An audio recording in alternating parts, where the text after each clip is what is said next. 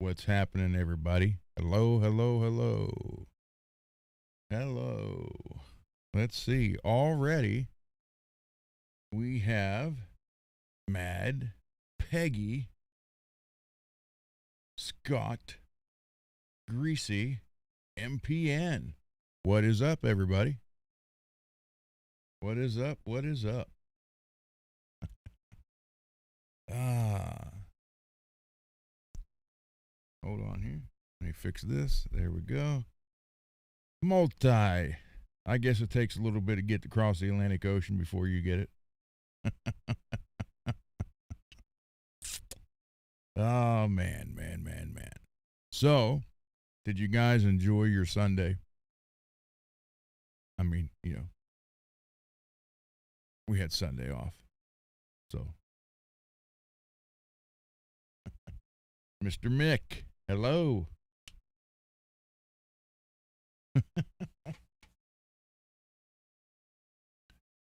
Mad was, well, let me show you this because I didn't believe it either. And I was part of it. Uh,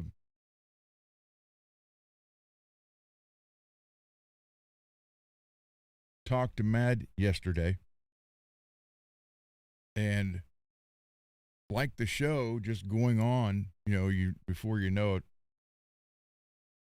how long it's gone. So Mad calls me, and we just got into conversations, just about everything, just a bunch of stuff. And then all of a sudden, the red light from the battery on my phone shows up. I'm like, what the heck? So let me show you what happened. So you will see here above his name how long we were actually on the phone.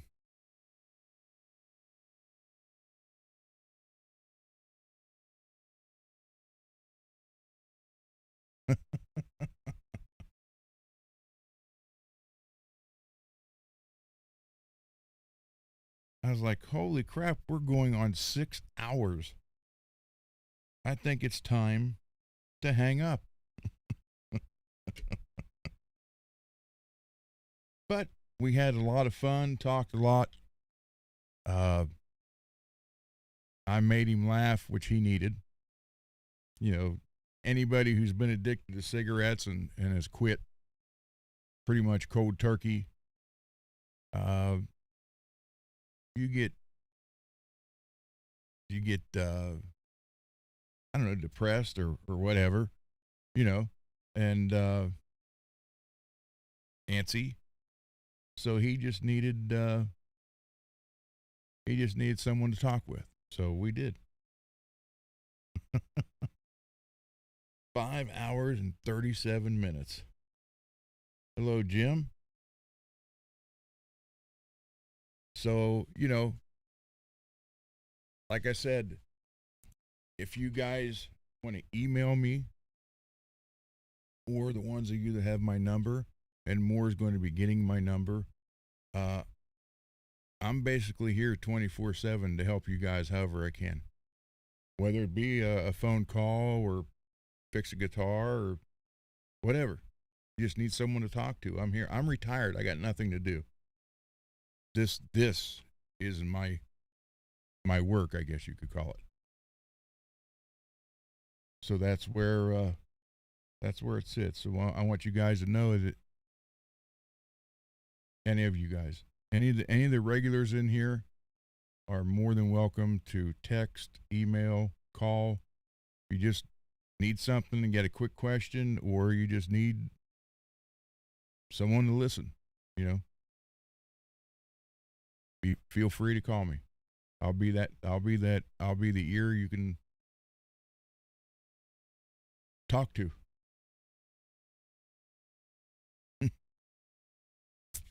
uh I am going to regenerate automatically the new URL because it did Saturday into Sunday instead of Sunday. Okay. So to invite you guys now, you're going to have this new one. And this will be good for all week.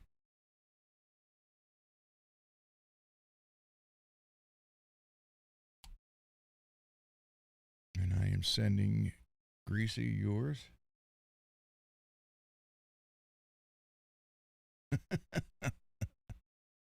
No, you're fine. Send one to Dave, so when he's ready, he'll have the new one. So remember, it's going to be the new one here.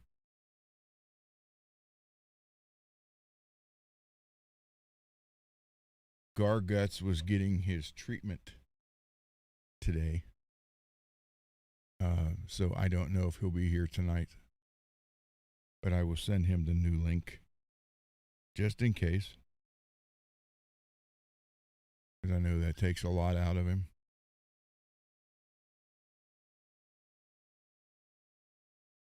Okay.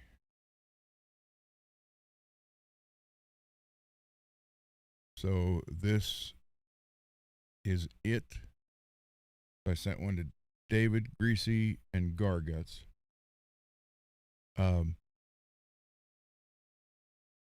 And then come Saturday, I will invite people. There he is. I will invite people Saturday with that link that will work that day. Then Sunday it'll regenerate. So, welcome, Greasy. What's happening? Oh, not much. Did you order your Roadcaster? I'm going to do that tomorrow. After I get back from the VA, I got my follow up after my surgery on my arm, and they get the sutures out. And they're still yeah, doing it. They didn't put dissolving ones in it. No. Yeah, they kind of. Well, that's right. It's the VA. It's probably not using fishing string. Yeah, I know. I got to say though, my doctors, they're all trained from like UCLA and USC and like Cal State Northridge. So I've got really amazing doctors over there. That's pretty good. Yeah. Unlike the ones here in the Pittsburgh area. Yeah. They're not the greatest. That's one reason why I haven't moved. It's like everything sucks here in California, but except my healthcare is amazing. Oh, there you go. Now, if you go to the one up by Cleveland, it's good. Yeah. But from where I'm at, Cleveland's a little over 2 hours away, where Pittsburgh's 50 minutes. So. Oh. So there you go. That's all. We got John's in here and Riffs and Reviews and Mods. Hello, guys. Hey, Riffs. Thank you for stopping by. Yep. So a couple of things, I'm going to go to the bench here in a little bit on the second Blues, actually the Squire. But I have a couple announcements. Scott is really on the ball. Uh-oh. I got a text from him today. What we were going over Saturday night at his place, he was showing. So then Saturday he said, well, I'll start another, I think you said care pack, some kind of package. So already today it's been shipped. Good Lord.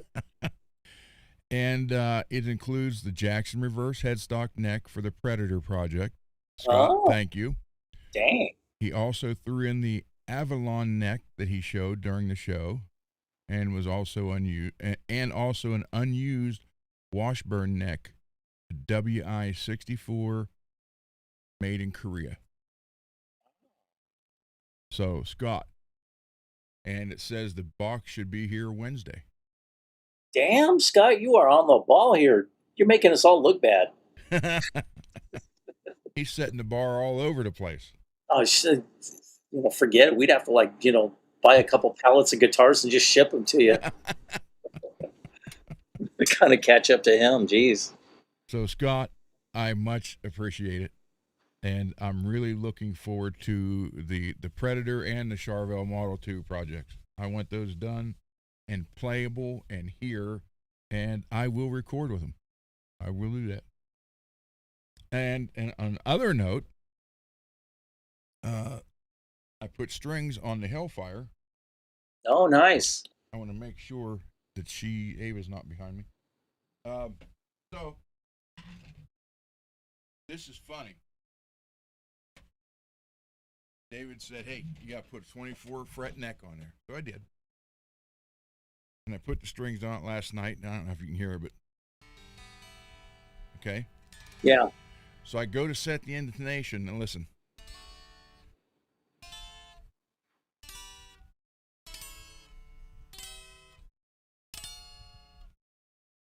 It takes a 22 fret neck. It was like, what the? There's no setting. It didn't move enough. Well, dang. So I got to take that neck off and put another one on it. But it was funny because I was sitting there at first. I was like, da da da da. What the hell?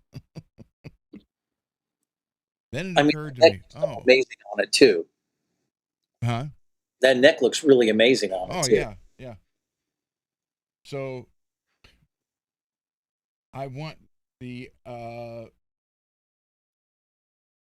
want to make sure this one takes the 24 fret neck. I got to make sure it does, which Scott had sent the other neck for this. Oh, okay. So if this does take the 24, then I can just take this one off, the other one on, and that would free up the Charvet neck for that. Oh. Because the K&E body was made for a 24 fret, 25.5 inch scale. Oh, okay. So I was trying to get all that figured out. Then, now that Scott sent the Predator, the Jackson reverse neck for the Predator, so that's taken care of. So Scott, again, thank you. Everybody who's donated, thank you. I can't say it enough, but I don't want to say it to where it just gets, hey, yeah, thanks. I don't ever want that to happen, because that's not how I feel about it. But I understand if you keep saying the same thing over and over and over and over and over again, that's how it starts being perceived. So I'm trying to figure out other ways to say it. So you guys don't get that feeling. But yes, thank you guys, and we got everything. We're getting there. I got a couple of things on the agenda tonight. One of them is this past Saturday night. The open mic night Saturday was obviously the first time, and it was a trial and error, see what works, what didn't work. And what I really was looking for was people to come on, show their favorite instrument. I mean, obviously it's a guitar channel, but it doesn't have to be guitar. It could be drums, anything, saxophone. I don't care. Just whatever you're proud of and you play. Show it.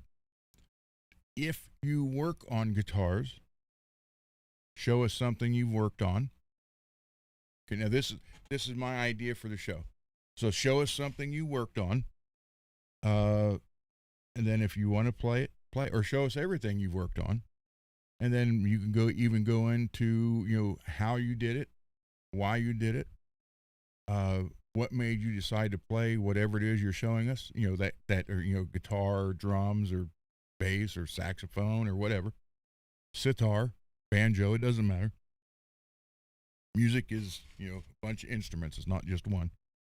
And then if you want to play a little bit, that's fine. MPN jumped in, showed 2 guitars, and did what he wanted to do, hung out for a little bit. Of course, you have the option to stay the whole show, but he decided to leave. What I don't want to do anymore, and it's nothing against what Puppy did, but the backing track thing just didn't work. for one, it was too long. We were talking what 6-8 minutes maybe. Yeah. So it was too long to do that. So we're not going to do backing tracks anymore. You're willing, or you're more than welcome to come on, sit again, play something, play a little, minute or two. That's it. That's fine. And then you're willing. You are, if you're willing to, you're able to stay the whole show, and just when the next person comes on, jump in and ask questions to them.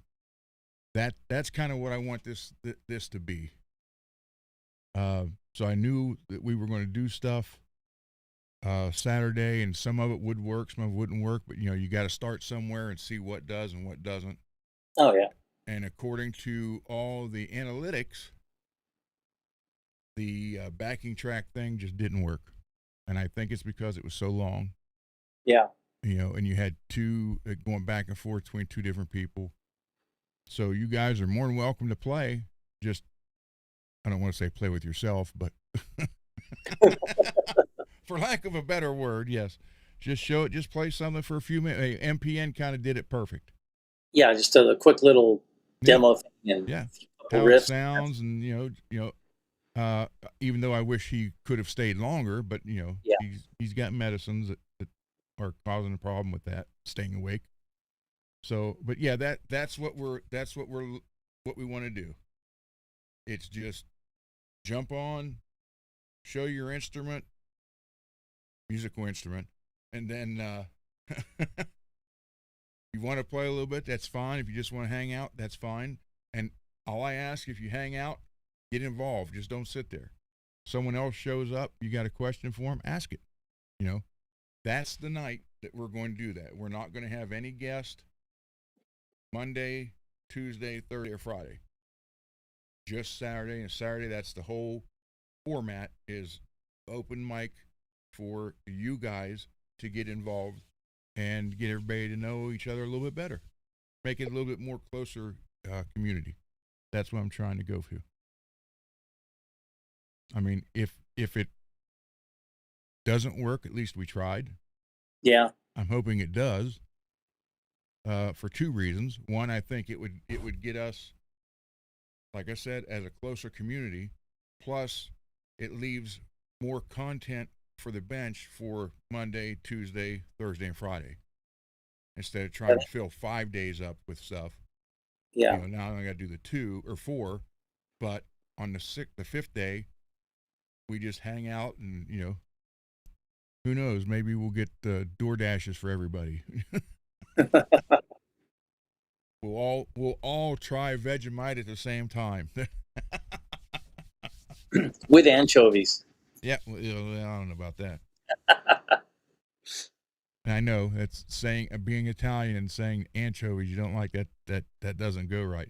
But here's one that my Uncle Green never liked. I always wanted to put pineapple on the pizza, and he threw a fit. It doesn't go on a pizza. Well, it was a pie. Doesn't go on a pie. I said, yes, it does. So you put you were born here in America. Sicily has no happen. So you're a pineapple on the pie person. Yeah, I don't mind it. I like it.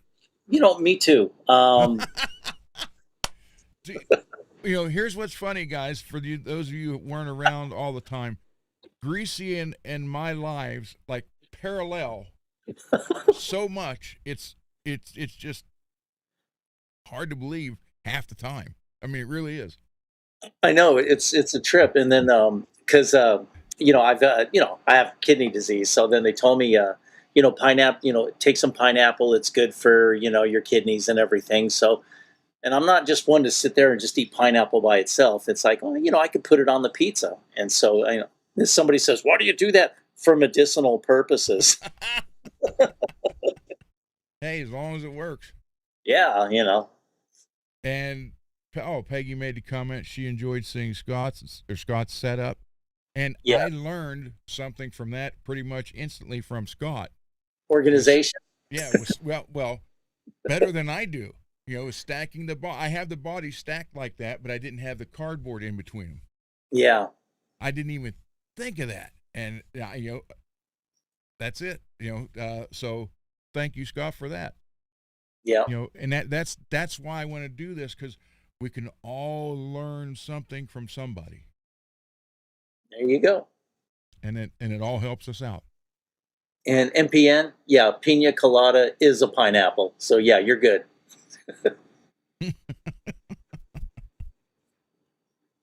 So there you go. That's kind of how we're going to do the Saturdays now.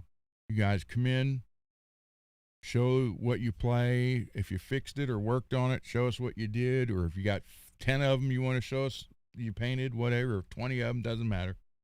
Just if you're proud of your work, show us. Tell us what you did, maybe even how you did it. I know some people don't want to give away secrets, but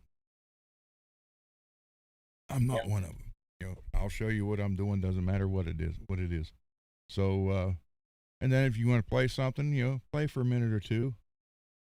And then if you want to leave, then you're more than welcome to, or, at least get out of the chat or off the screen. You're more than welcome to and hang out and chat. But if you want to stay on the screen, I think I can go to either 12 or 15 people. Oh. So there you go. Yeah. So, when I get my, I'm going to order my Roadcaster when it gets in, then I'm going to, get my EV Mux account going. And because, I have a feeling that, your knee surgery, it's going to be rough, bro. It's going to be really rough. And I think Dave and I are going to have to take up the slack. Well, you might have Maybe to. the first week or two.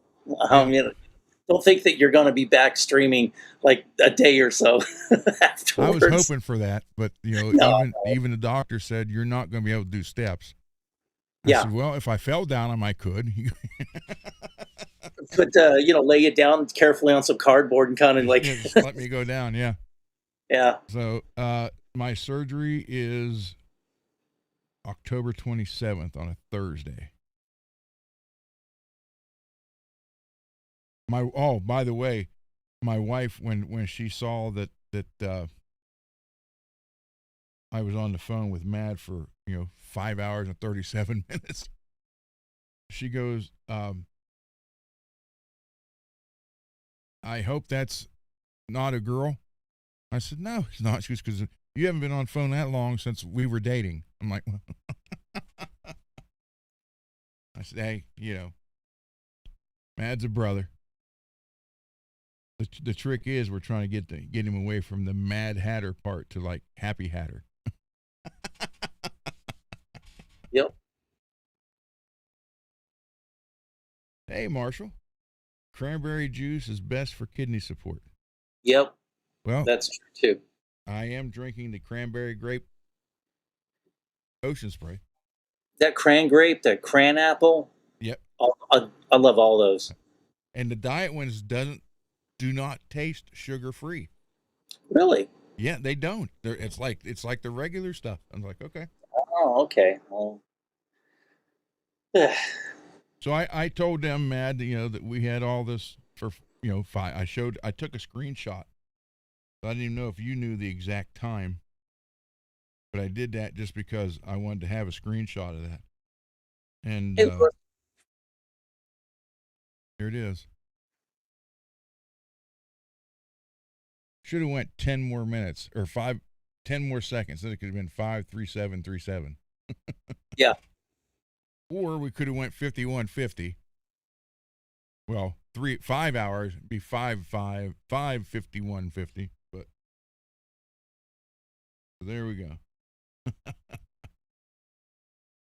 But it was fun, Had some good laughs. I got Mad giving some happy laughs for a while. So. Oh, that's good. I could just imagine what you guys were talking about. Everything under the sun. Good. And for the Gunner project, I packed up a guitar for him that he's going to build for the Gunner project. Nice. That's awesome.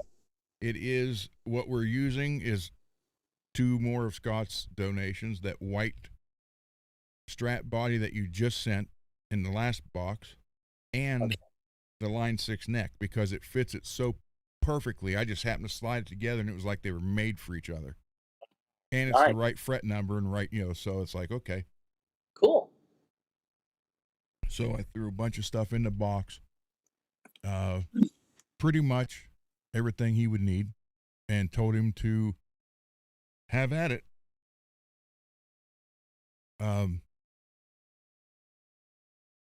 Unlike the last time, there's no do what you want up to. This is do what you want, whatever you want to do. That's fine with me. Mr. What? Mick bought a Seymour Duncan distortion last week.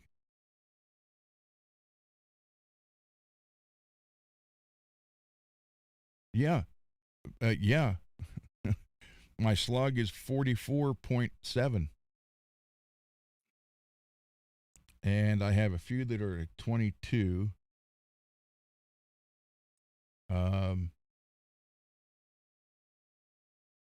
Yeah, to me, if it's 16 and up, that's what I like in the bridge. So, but I'm glad you like it. Now let me ask you this: how close do you have it to the strings? Are you really close or farther away?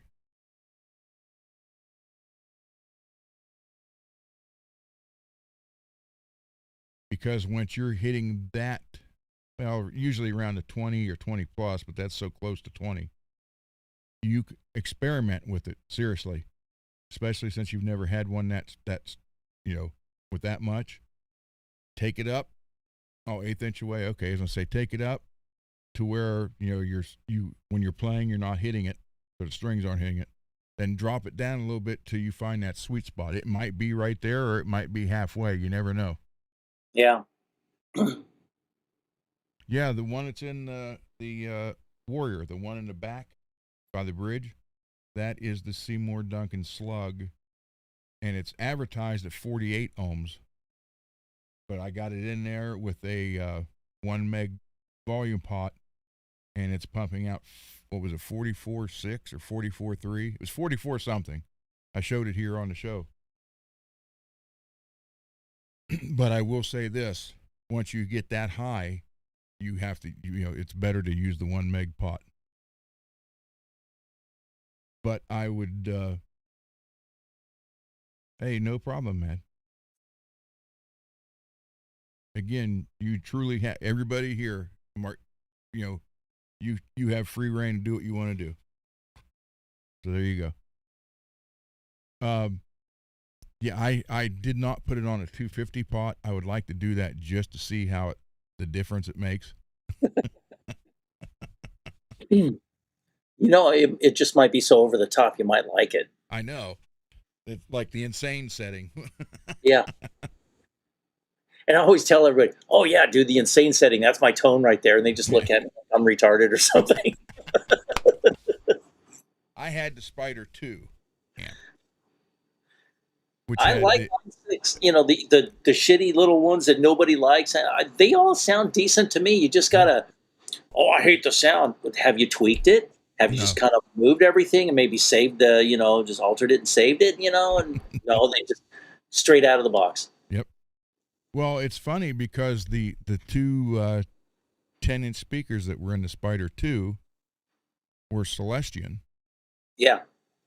And I sent them to MPN to put in, I think he had a Fender that had two crappy 10-inch speakers. And I'm like, here, because the amp quit, the circuit board fried in it. Oh. I said, so I still have the speakers here. I'll send them to you. And I did, and he put them in. And I don't know if because where he's at with the neighbors, I don't know if he got it what is it? Vibro Verb? That's what he put him in. But I don't know if he actually got to crank it yet or not. Yeah, the guy that I had refret my guitars, he has a couple line 6 flex tones and the 212s, and damn, those things sound really good. I'm surprised, and everybody, oh, line 6. They're so underrated. You Yeah, know, if anybody just wants something that's kind of versatile, and I mean, we're not touring stadiums or yeah, for the most part even gigging, so I think they would be more than adequate for what yep, anybody does here on the web. yeah. That's why I'm not planning on any more stacks. Yeah. Actually, I'm probably going to be thinning the herd. Oh, there you go. So I don't know yet. I don't know. I just know there's no more on the horizon. It would have to be an impossible deal for me to buy another one. You know, Yeah. wow, I just can't let this one go by. But those don't come along very well. I had a Spider 2 amp, gave it to a friend's son that was starting to play, going on. There you go. Cool. I still have a Pod 2.0, you know, with the big floorboard, not the smaller compact, the Mm-hmm. original big board. I mean, Yep. it's kind of heavy and thing works great. It Yeah. sounds good. I want a quiet little amp. I just plug into that and it does the job. There And you plus go. with the 2.0, you know, you can like change it. You could have a plexi and then you can move it to a 1x8 cab and just do stupid things like that, you know. 500-watt amp through a 25-watt speaker. How's that Yeah, going to go? exactly. Yeah. Say that's my tone. That's the Brown sound. Yeah. Remember that South Park Nothing episode? against nothing against Van Halen. I just meant Oh Brown yeah. Town as this. You know. Whenever I hear Brown sound, I think of that South Park episode where they were doing a recorder convention, and Cartman said the Brown sound that'll make people crap their pants is like what 4 octaves below E flat or something like that. So he changed the music in the whole thing, and everybody hit that note, and everybody crapped their pants. It was an old episode. Mars is asking the red board. He must be directing that towards you, Greasy. What red board? Is your pedal board red, or your foot Oh, pedal? No. no, it's black with the just let's see, you can use it as a wah or a volume pedal. It's a big metal, about yay, you know. It's pretty heavy duty, and it has an old style cable that goes connects with it. But yeah, Yeah, I did. I liked line 6 for a long time. It was great for stuff here in the house. yeah, I mean, and it had a good sound. You could tweak it, but yeah, I do admit I put it on crunch and insane a lot, and then just tweaked it a little bit from there. But it was great. It was great till it just quit one day. And again, I am not the amp repair guy, so it sat over there for about a year and a half. Then my wife's like, if it's not working and you're not going to get it fixed, why is it here?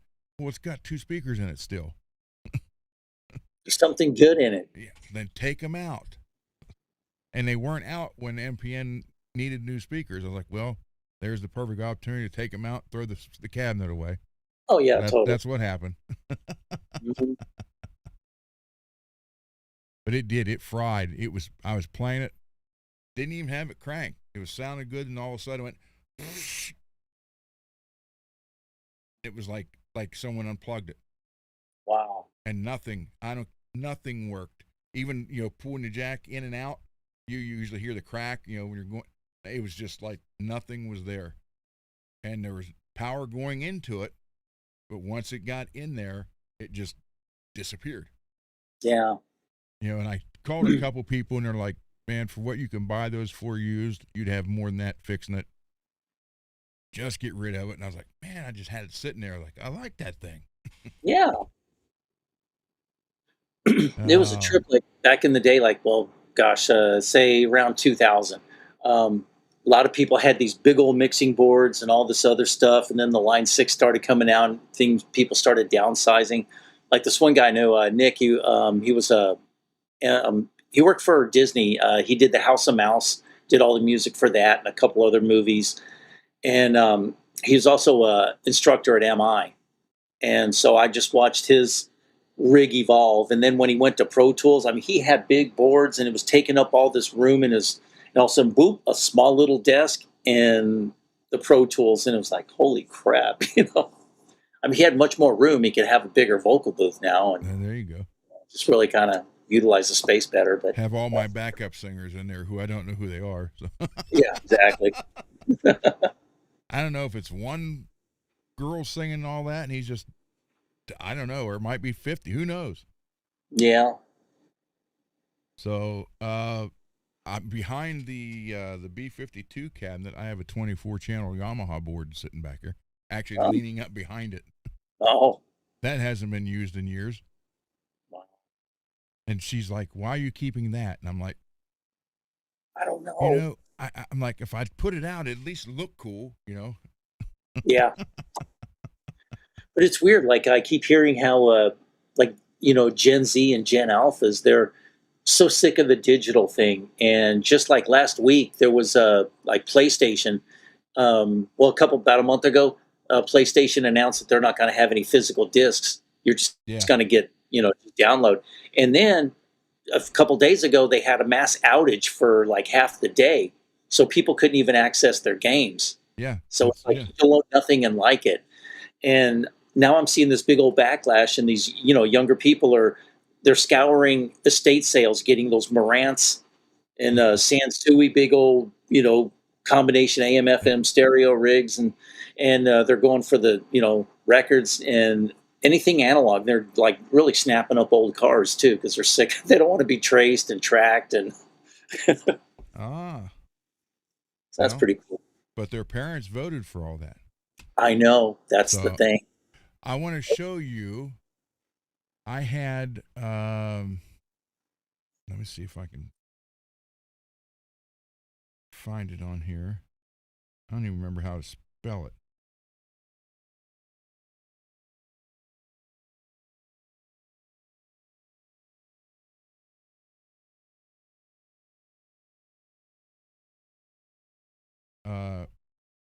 Talking about old systems. And I am so this is something that I'm still upset that she made me get rid of. Oh, Right here. I love these freaking speakers. And what I did is I ended up taking they had 8-inch drivers, two 8-inch drivers in each one, and then two tweeters. And here they are, exactly what I had. They got the covers off of them, though. I don't know if they show more pictures. Oh, yeah, there are the covers. They were Epicure speakers. And I took the original 8 drivers, ended up not sounding so good. So I took them out and replaced them with Pile Driver 2s. Man, those things sounded good. Then I ended up selling the whole stereo system, but I still had the speakers here. By that time I was listening to MP3s, and she's like, "You can't hook that up. Why is it here?" And I'm like, "Oh, you got a point, blah, blah, blah." So I ended up selling them, and I've kicked myself in the ass for letting these go. That's a bummer. Because it's hard to find. Right here. Oh, cool. These were both 8-inch drivers. These things, they probably weighed 100 pounds apiece.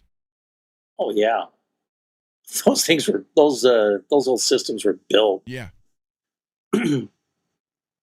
And the cool thing is 64 pounds. Okay. But when I put the power drivers in, they had twice the size magnets.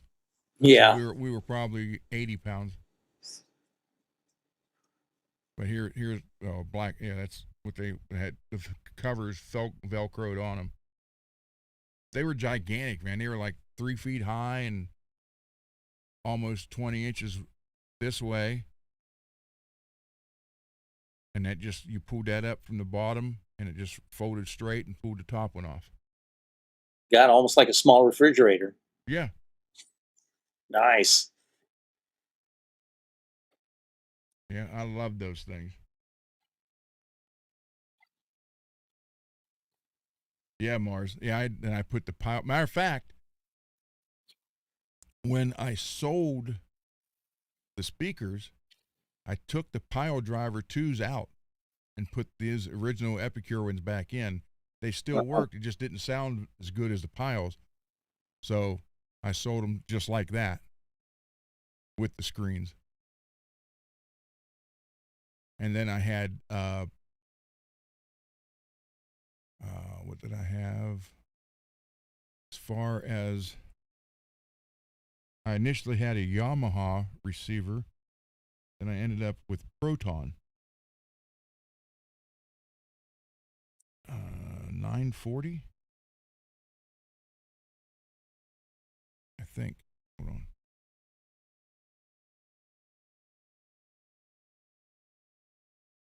Yeah, okay, man. I'll adjust my settings. Let's see. Let me see if it's a Proton 940. I'm thinking that was it.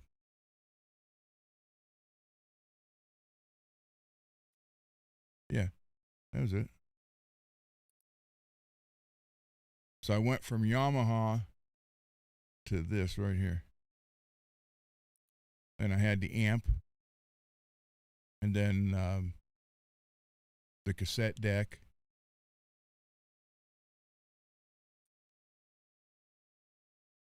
Loved that thing. And it just sounded so freaking cool. Yeah, there was the cassette deck. And I had an amp for it too. See more? Something like that. And I ended up selling that to a guy I worked with, and I just kept the speakers.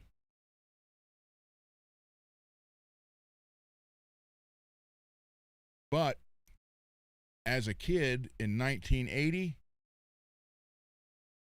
I had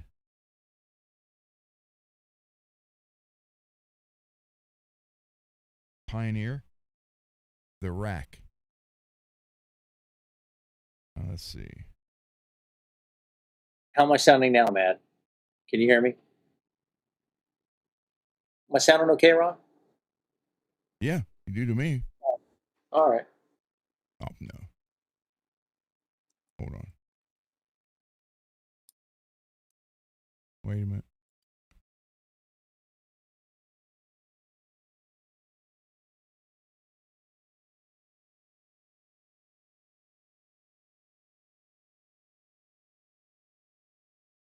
Someone come in? No. Okay. So in 1979, I had that, the rack system, Pioneer. That's cool. It says nice rack. So it had all that. It had the power amp, the cassette, the equalizer, the tuner, the reel to reel, all that. I wish to God I still had that. Those things are selling like crazy now for unheard of money. And they'd be just 10, 15 years ago, nobody wanted them and people considered them trash. Yep. Just put them in the landfill. And now, yeah. The turns. There it was right there. I had all that with the Pioneer speakers, and I ended up getting the Epicures a couple years later. So I got those Epicures in like 1983 or 84. Mm.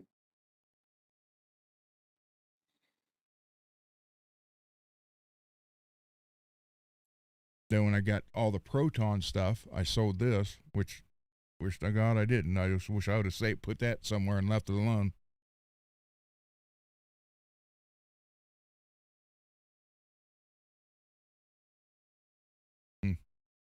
Yeah, there's a channel called D-Lab Electronics, and he's up in Michigan, I believe, and retired Air Force guy, and he's been doing a lot of work on guitar amps and things, but he's been hitting a lot of home stereos and stuff. He's people bringing in their Marantz and Sansuis and other stuff like that, and you really figure out they're so easy to work on. The circuit boards are all labeled out, tells you exactly what the values are. So once you figure out what it, okay, there you go. Yeah. Well, look at this now. 5,000. Yep. Oh, it's sold. Okay. Well, all right. So yeah, and I had it all hooked up where I could run a guitar through it. It was all, that's when Radio Shack and a place called Olson Electronics. You can go through there and just kind of put stuff together to make it work. Yeah. So I would run that my dad's old 58 or 59 Gibson through that Pioneer rack system. Oh, nice. Yeah, when Radio Shack went under, man, it was a big loss. Do you know they're still online? Oh, really? Oh, okay. Yeah, So they just don't have it in physical stores. Yeah, you can buy stuff from online, but yeah. That was half the fun, though, going into a store, I just know. being on tactile, Because just they looking used to around. give you a battery every week. Yeah. You go in with a card and they'd stamp it and you get a new battery every week. I Yep. just always went in and got 9 volts, always, every week. Yeah. 9-volt batteries. All right. So any questions or anything before I go over to the bench and we put a neck on the Squire and look at some of these other necks? I started sanding down the Charvette logo, Scott, because I thought I had a water slide logo, Charvel logo, but I can't find it. Which, now that I think about it, wouldn't work anyhow because the logo was black. So it wouldn't work. So what I'll have to do is I'll have to paint the headstock whatever color I want it to be. Print out the logo on with my Cricut machine, vinyl, put it on there over top that color, then paint the other color on top, then peel the vinyl off, and it'll be regular, just like the regular logo. So, any questions?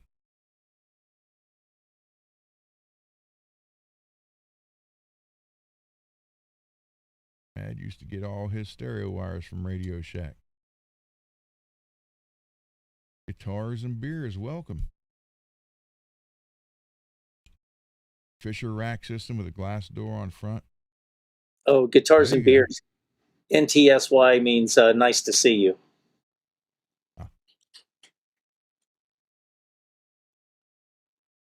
Or if they do GTSY, good to see you.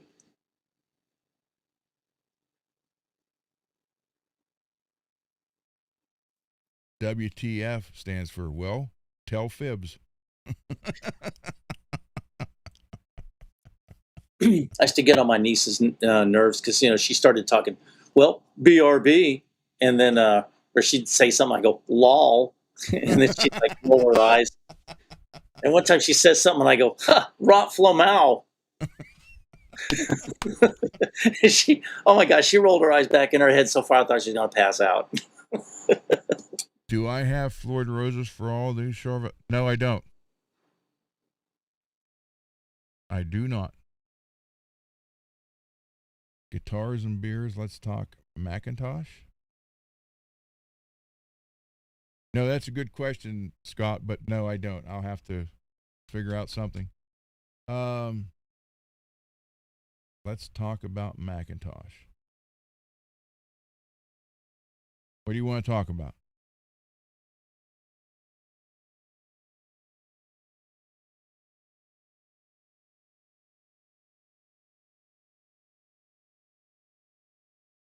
Let's talk about Macintosh. You know what? I don't like that dude. He's not a cool person.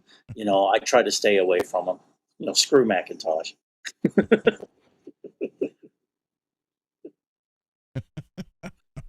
That's not what I was talking about.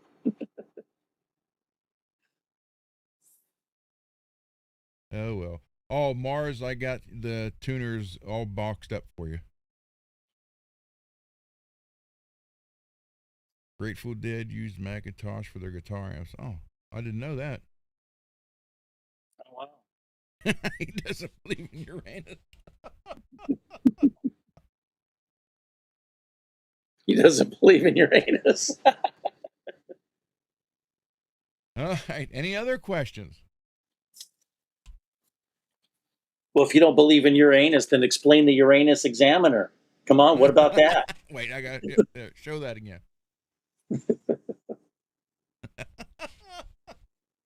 Breaking news. Well, what kind of breaking wind news or something?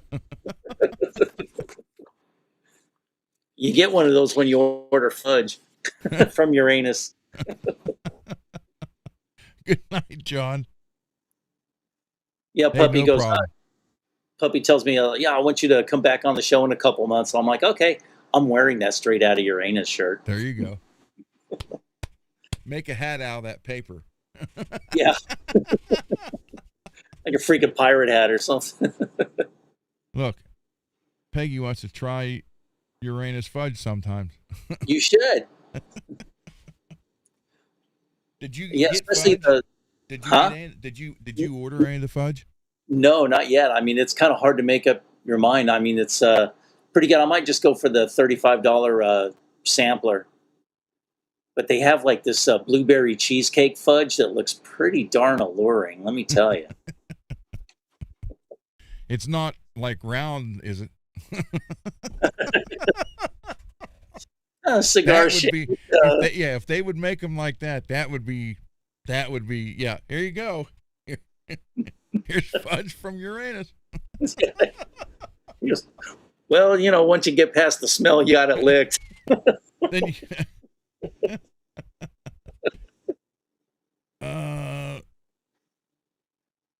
Mars, can I use some bass tuners? And yes.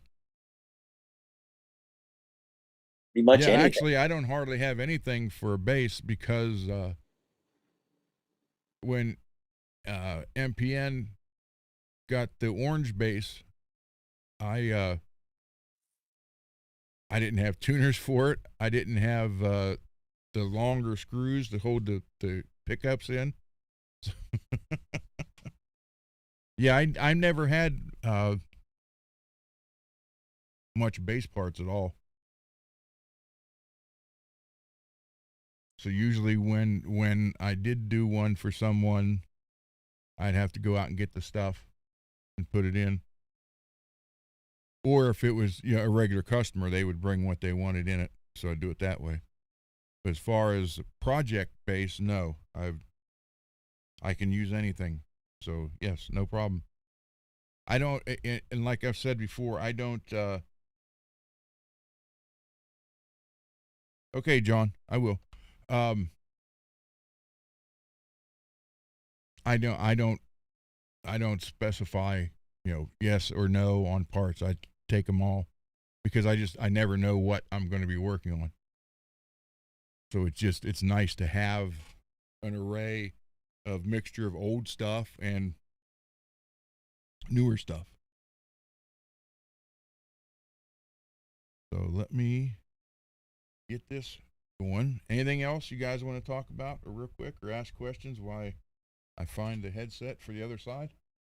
Yeah.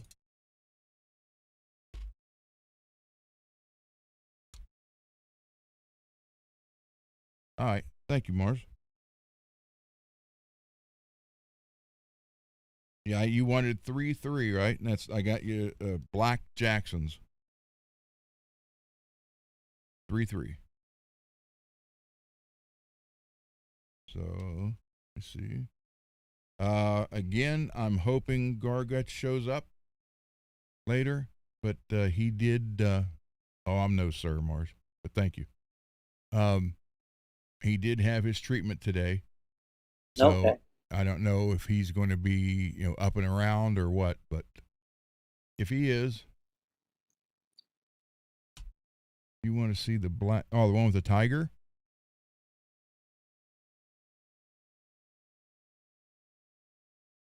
Yeah, she really digs that one. Mm-hmm.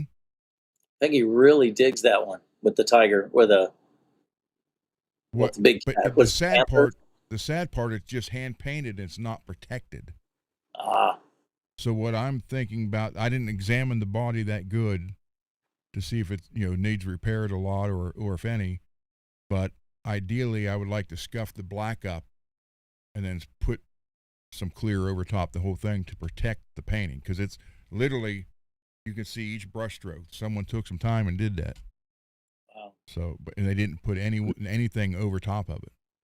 And thanks to Scott with his cardboard in between the things, it didn't get ruined. So That's good. And that's what I'm going to start doing from now on. So that was thank you.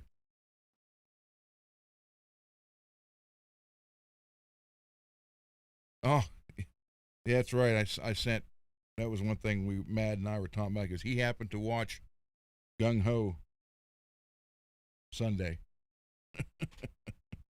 or one of the days. And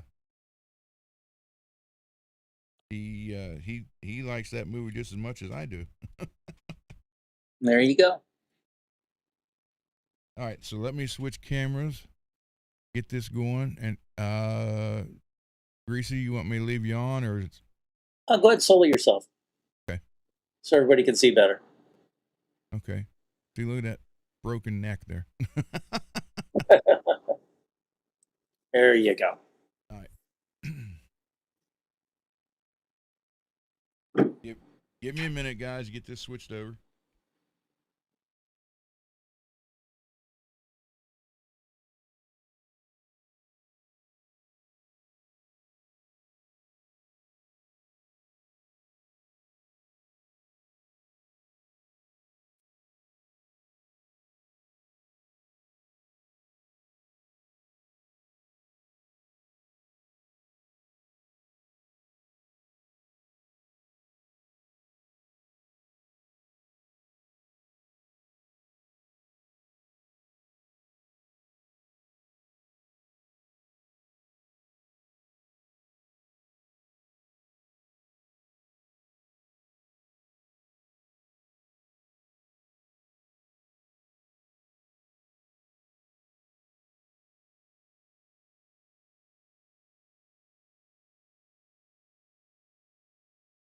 We are getting there. There we go. There we go.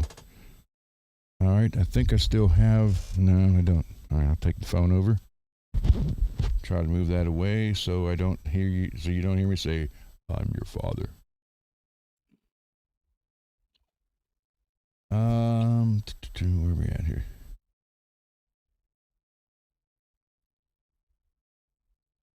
So a customer calls in and says, "I love your Ghost Rider hat. Only problem is Yeah, we know.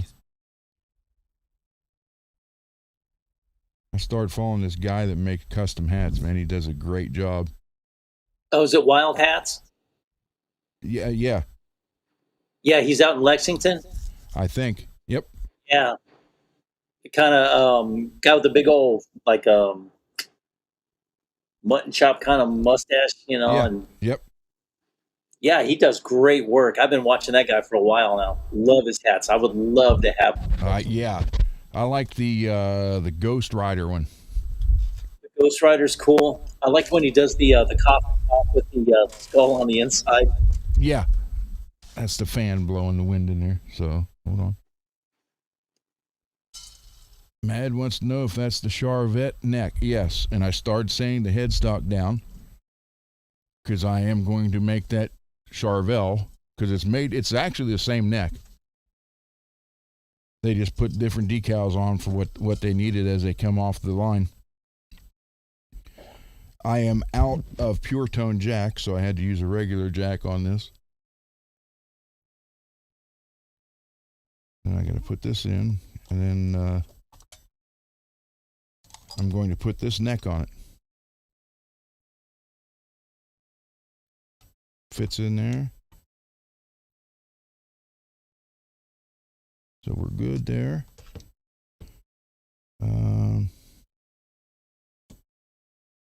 Let me get this going. I'm gonna try. Wow. The hole for this is clear up here towards the top.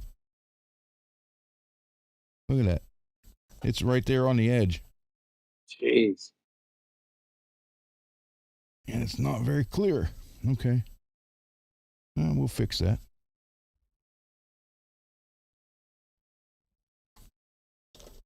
Yeah, that's the guy, Multi. Yeah, Multi asks, is he the guy that puts a gold nail in the hat so you know who made it, baby? Yeah. Yeah, I like that when they put the skull imprint on the top too. Oh, yeah. Did you see the Kraken? No. Oh, my God.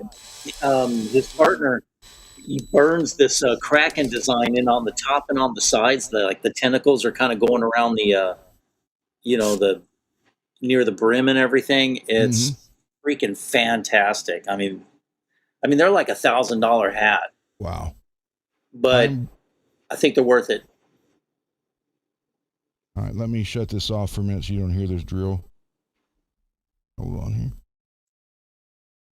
I think that, nope. Yeah, that's the guy. He presses the skulls in. Oh, yeah.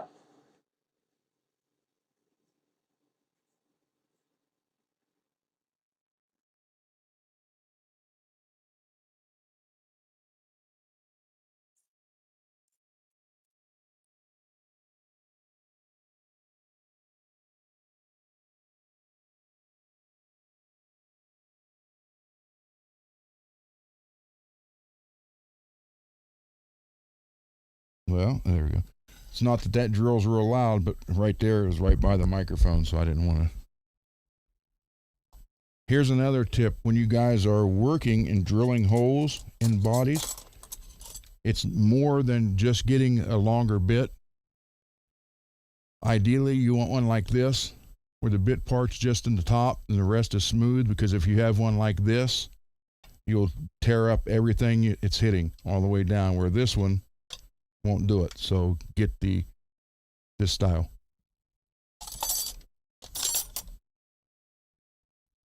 So that's in there.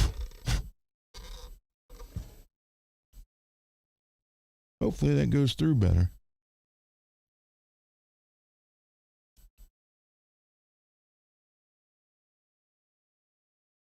All right, look at that.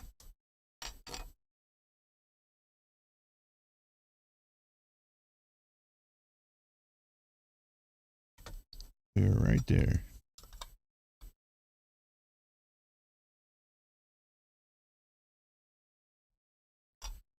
Put a couple screws in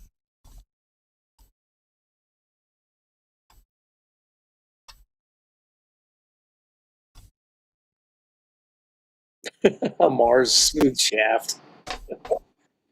He prefers the long drill bits with the smooth shaft also. Well, you know. And Mad says he can never justify paying $1,000 on an effing hat. Not even when he had the coins to. But if you're going to have like one hat, it might as well be something cool like that. Yeah, one hat for the rest of your life. There you go. Yeah. And the only time you'd replace it is if it got like burned or damaged or stolen or something. Very true. Very, very true. Yeah, and you're absolutely right, Mars, especially when working around Uranus.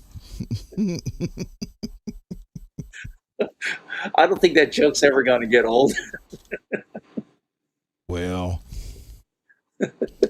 we are equal opportunity here. So yeah. So this is getting a Charvel. It'll be Charvel by Jackson Charvel logo on it. What I'm going to have to do is paint it,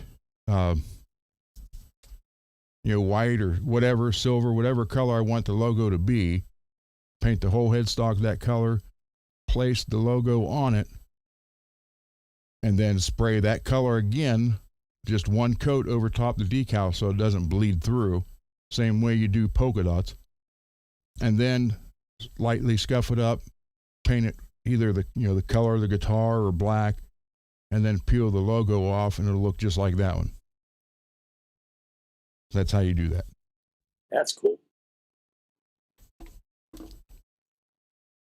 And I thought about using this neck on here, but I would have to do something here.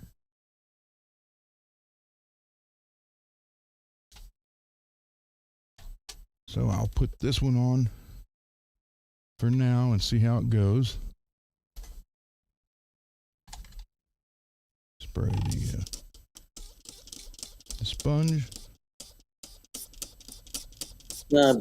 Peggy says that the cat neck would fit good on the cat body.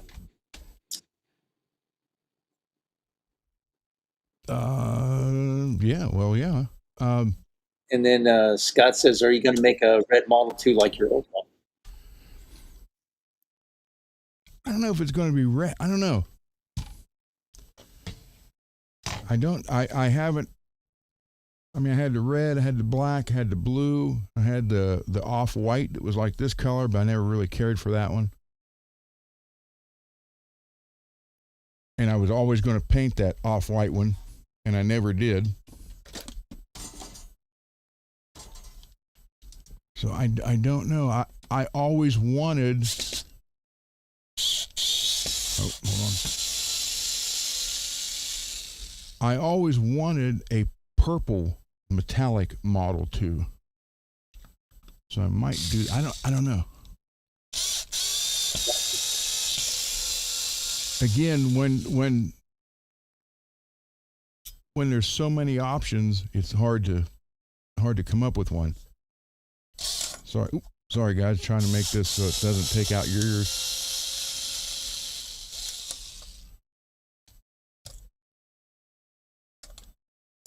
Let me feed this up back through there. Where'd that go?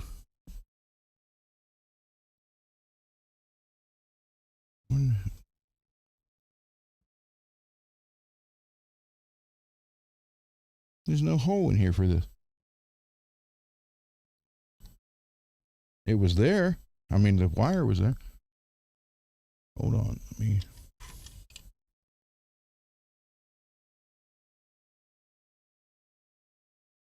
Oh, it's right out here. That's why. Why would they put that right there? Look, right where... It's usually over here.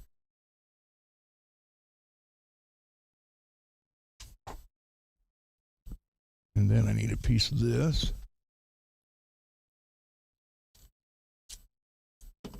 All right.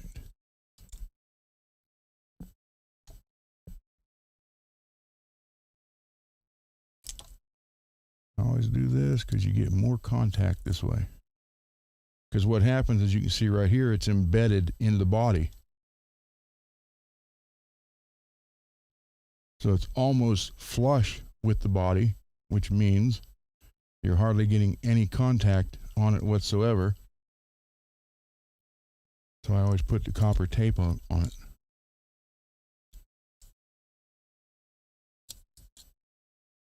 Just fold it over.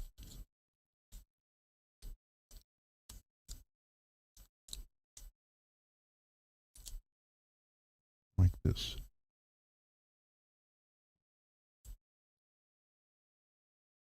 And then you can put that in there just like that. And you have good coverage.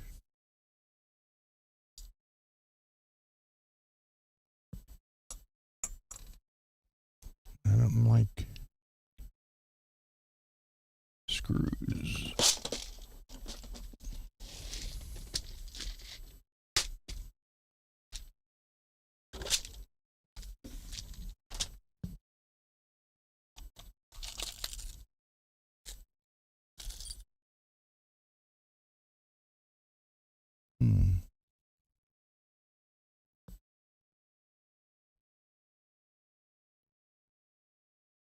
Lewis says, "Have you seen the full leather pick guards that a woman on YouTube makes?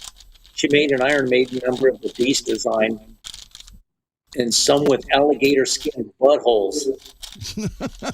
I kid you not. That's what. No, I can't say that I've seen that. I can't imagine what an alligator butthole would look like. I bet it's watertight. I'm sure, much like dogs. That's the only thing I'm worried about is those big jaws on an alligator. Well, that was like in Gung Ho. Is a frog's butt watertight? We believe so.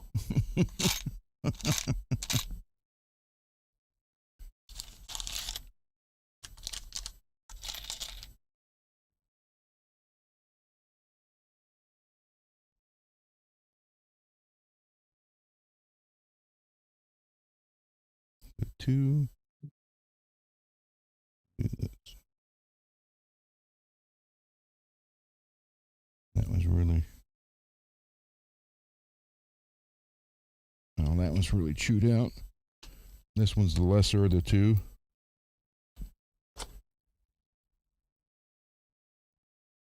And a lot of these screws are donations from you guys, so thank you so much for that.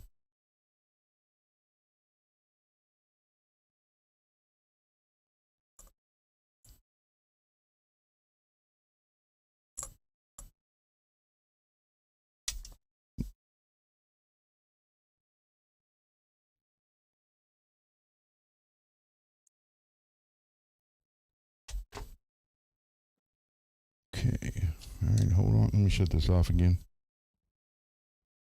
That way it's not so loud.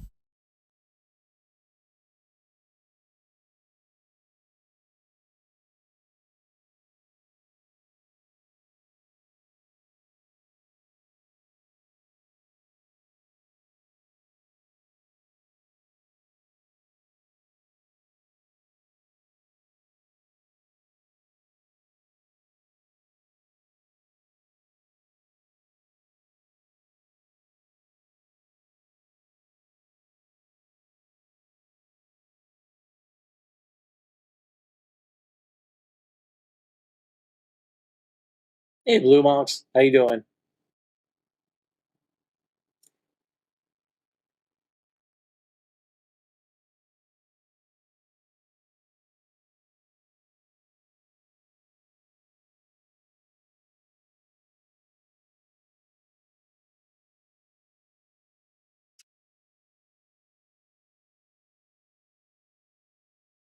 That's a lot better connection now. Instead of just that one little bare wire that's impregnated into the wood, we now have that whole piece going across there. So.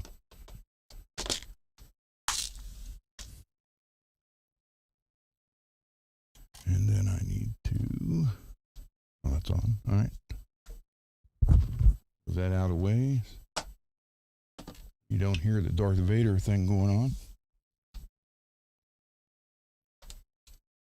And that is long enough to move out of the way if need be. So we're good there.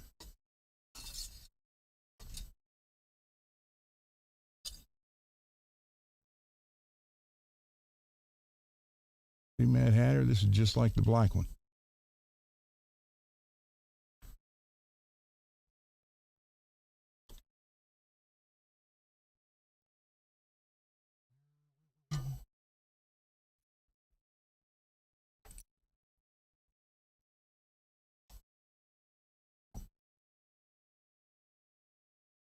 Did I hear you say Blue's here? Hey, Blue.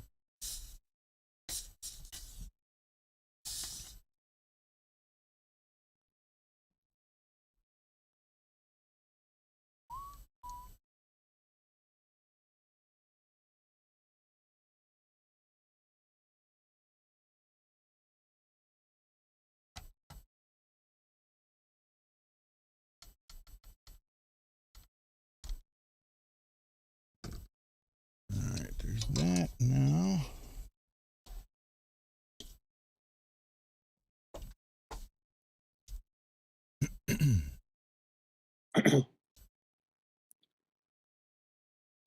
Yeah, Blue Mox,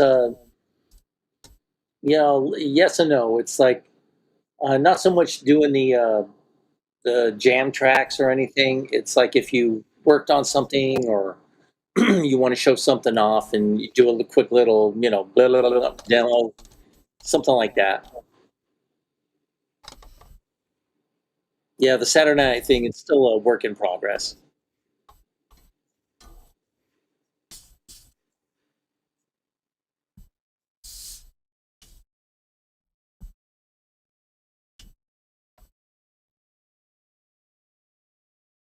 Let me do this. What I do with the.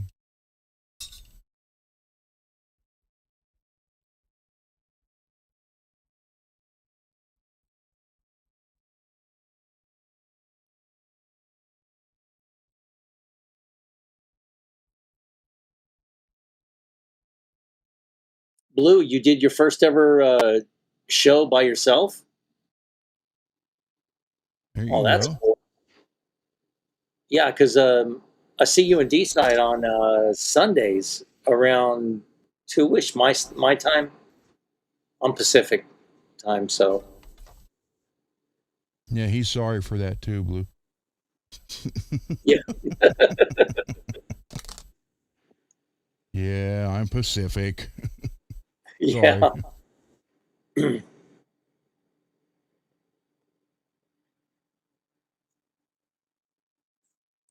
I knew this one gal years ago, and she didn't know how to say specific, so she always said Pacific. Look, I need to be real Pacific with this. So you're gonna lie a lot, and Yeah.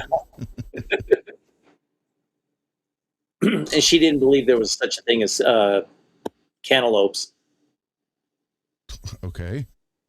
Yeah, I'm like, there's cantaloupes. It's a thing. No, you're making it up. No, I'm serious. Yeah, I took her to Um, the store and showed her, and she still was like, okay, you know what? You can walk home. I don't need to be seen with somebody that's stupid. clean these out just to make sure. A bit never hurt, but always helps. This can's about done with. Might as well finish it off. After all these years, I finally got my wife when she goes, because she'll go to Harbor Freight for yard tools, something like that, or like knee pads where she can get down in the yard and pull out all the weeds and everything. Oh, And cool. I'm like, when you're there, always grab these little sponges for the soldering kits and the little package of the microfiber towels. Yeah. So she's getting to the point where when she goes there, she gets what she wants for the yard work and then grabs what I'm asking for. So I think, okay, that's good. Yeah, they just opened a Harbor Freight down the street pretty much from where I live. And, like Beverly, she does a lot of crafting and stuff. So she wants to Mm-hmm. go there so she can see what she can use for crafting. I'm like, okay. I mean, a woman who wants to go to look at tools and stuff Yeah. like that, that's pretty awesome. Well, Harbor Freight is up their game. They're like Geiker. Harbor Freight before it was like, oh, you buy it and use it once and it's done. Yeah, Not anymore. which is good. Yeah. So they got a lot nicer stuff now. Yeah. Hey, Billy Ray, how you doing, buddy? Billy Ray, welcome. Yeah, It's Billy Monday. Ray, You ain't on a date, right? he wants that black guitar with the red splatter.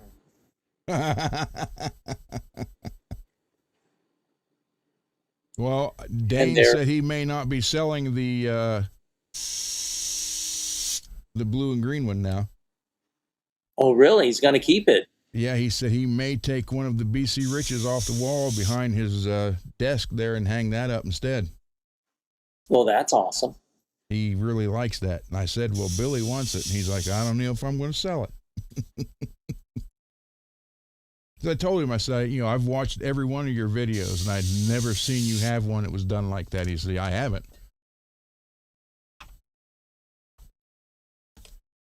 So he's kind of looking, still a little bit more. He's kind of looking forward to it. Said he'll do an unboxing video, then he'll play it. So yeah, he may keep it. That's pretty cool. Plus, I mean, you can always do others. Yeah.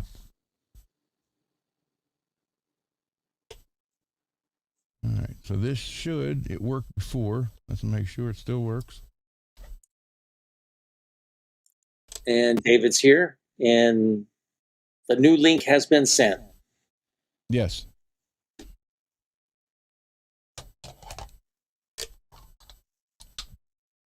Plug it in, turn it on. And then Scott says, Ron, you have another Schecter like Dane's that I sent you. Yes, it's up on the wall. Yep. So there.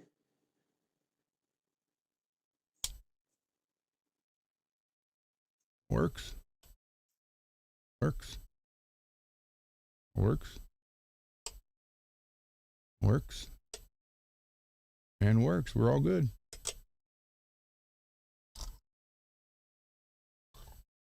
Yeah, I thought about doing that one, the cell shade too, just a different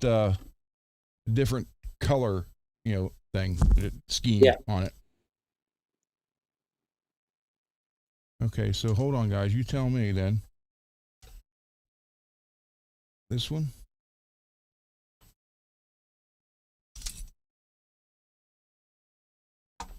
Oh, no, this doesn't fit on this one. Fit on the other one. All right.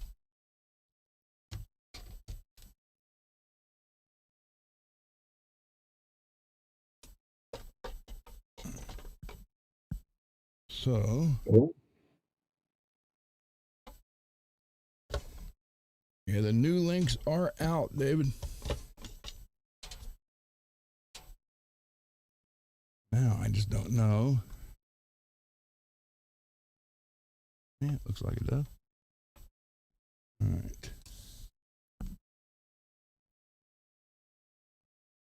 Let me do that and get one of these.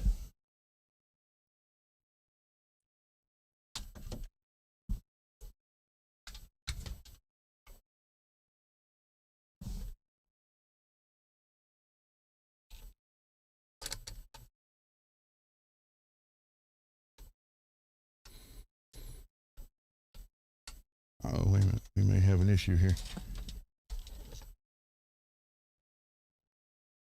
Yeah, we got an issue here. This neck won't work with this pick guard. Okay. Because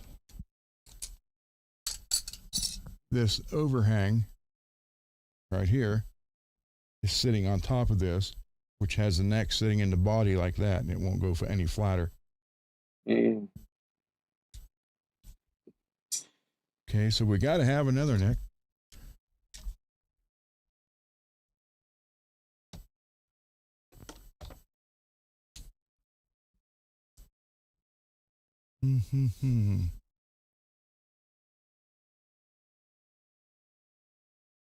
That's 24.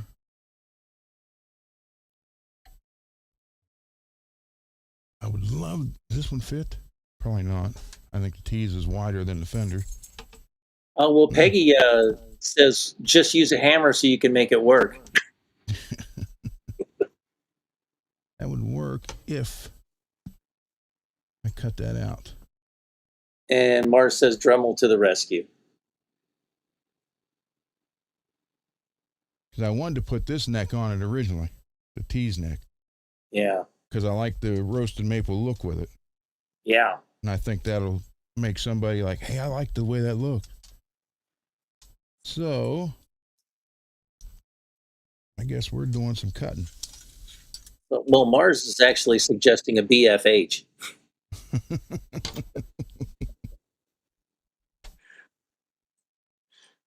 Well, I got cut out for the wheel of death.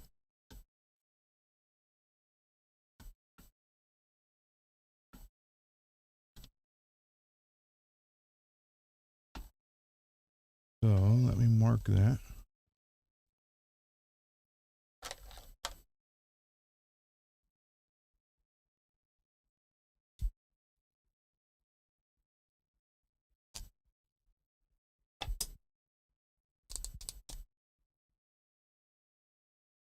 And Peggy says, Jim says, JB says use a hammer.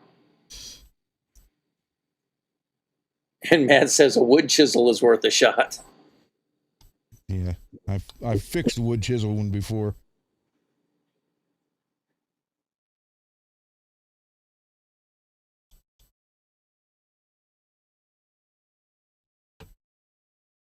Hold on, David.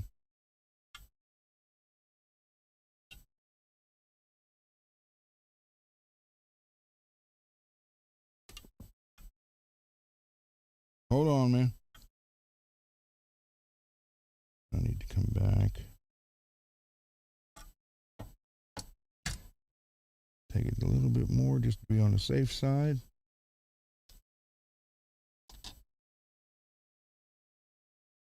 there's not a straight place to hold that on. Can't do it that way, so I'm going to have to make a big guess.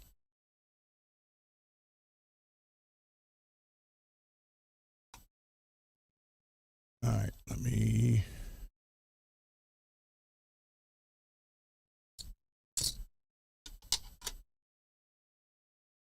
Magnets keep wanting to pull it for the pickup.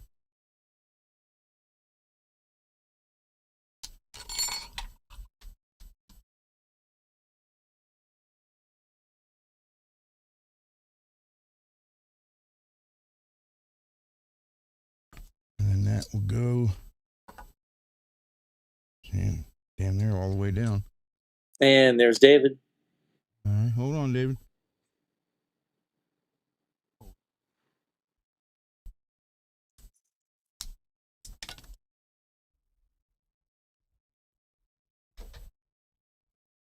I'll add you in.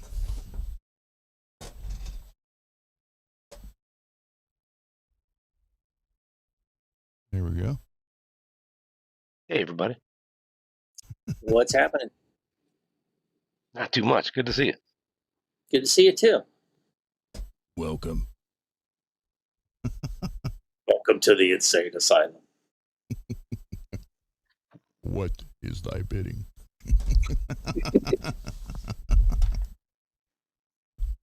There's a disturbance in the force. Ooh. The farce is strong with this one. Speaking of which, what do you think is? You think Spaceballs 2 is going to be any good? I don't know. I really don't know. Yeah, I mean the first one's such a classic, and without John Candy as Bart. Yeah. It's like you're missing one of the key players there. Yeah. But everybody's like 80 years old. I mean, it wouldn't do it. With They need AI, new key player. with AI, can they put him back in? Yeah, probably. Sorry, it's the fan making. I'm trying to find the. I'm trying to find the Dremel tool that's right here. Sorry, guys.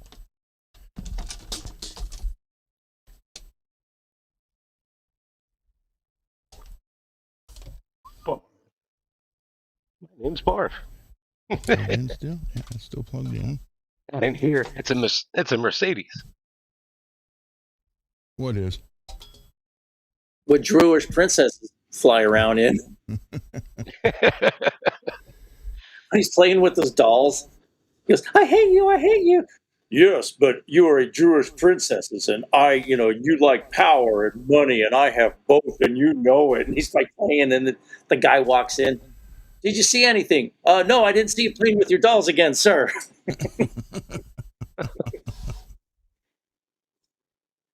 You're going to suck all the air off the planet. And you have to give us the code. We're going to give your daughter back her old nose. Yeah. What's the code? 1, 2, 3, 4, 5. What the hell is that? You put that on luggage. That's the same code an idiot would put on his luggage.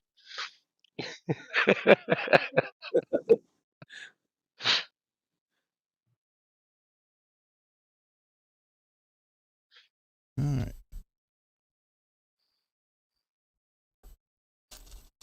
My wife was speeding past this minivan. Let me restate. My wife was speeding past this big ass van.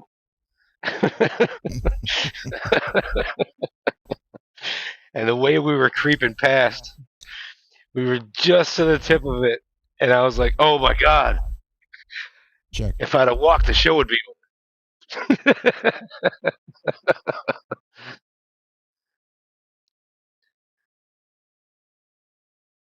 I don't know where somebody got such a long friggin' van. That was amazing. Yeah. That's ridiculous. And then you got like the skinniest little white person driving it in the front. Like, what do you need all that room for? Are you shitting me? Well, I live in, Los Angeles, and when I was working on hospital equipment at, Children's Hospital and CS, like a lot of biosafety labs, and I'd see all these, Latino dudes. Like this one guy that worked at Children's, he was like maybe 5'4", and he had this lifted up full 4x4 long bed crew cab truck, and he had to actually use a little step ladder to get in that thing. He had to pull the little step ladder out of the thing, climb up and pull the thing back up there and top. I'm like, why do you have such a big vehicle? He goes, because it looks cool. I'm like, okay, and it does look cool. I'll give you that. But then in Like my apartment building, we have this. size van. That shit was ridiculous. Like that looked like you open the door and the red carpet just rolls the fuck out of it. You know. Sorry, I cut you off. What are you saying? Okay. Well, shit, I forgot. I'll remember it in just a sec. It was fucked up. I was saying that, and then I was thinking, in LA, I'll bet most people would value a smaller car so they can be sure to find parking. Exactly. You would think like, okay, now I remember. There's this guy. He's about 72 years old. Got kidney failure, and he's the one guy in the apartment complex that everybody absolutely hates. And he has this full size Ford crew cab long bed, and it doesn't really fit in the back. And he's hit the side of the building, and the other wall, and the fence going up the front. I mean, he's got dents all up and down the bodywork. He's knocked the mirror off. He's crunched the tail lights. He hits other things. The front bumper's all bent up like this. The rear, I mean, it was a nice vehicle a few years ago, but. And I said, "Why'd you get such a big vehicle?" He goes, "I just want to be balling here in the streets of L.A." Okay, Yeah, I want to. I you're a just want to be hitting shit around the apartment building. it's like Show you're them a who's boss. 71-year-old dude. You shouldn't be balling at all. I mean, the most balling we should be doing is in a wheelchair or something. I mean, the guy can barely make it up his steps and everything, and then he like crawls into this truck, and then he hadn't worked on his brakes in like 6 years, and all you hear is metal on metal. So you hear this, and you hear this. It's like, oh God, Steve just hit something. I think what he meant to say was, I cheated this weekend. Greasy, I wasn't in your anus. I was in somebody else's. Yeah,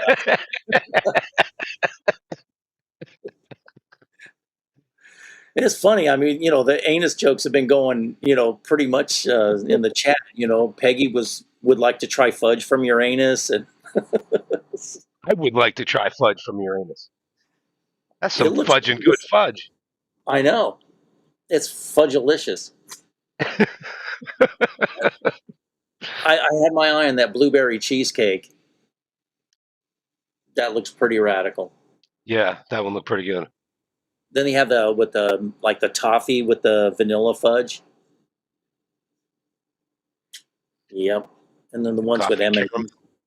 Oh yeah, yeah, that looked pretty good.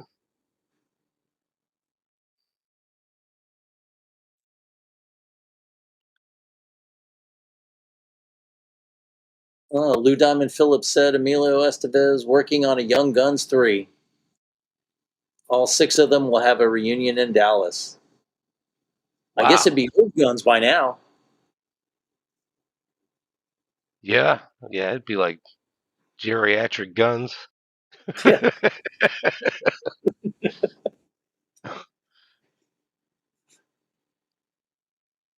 Yeah, from shooting guns back then, you have such hearing damage. They have the big horn. What? What? Try not to fire the gun while you're talking. Yeah.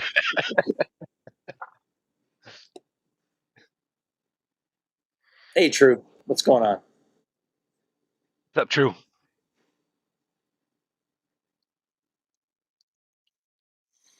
Hmm. I have the mic off while I'm doing this, but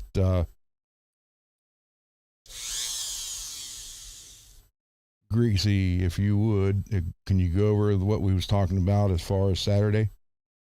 Yeah, with David. Absolutely. All right, I'm gonna shut this back off because this is very loud. Okay.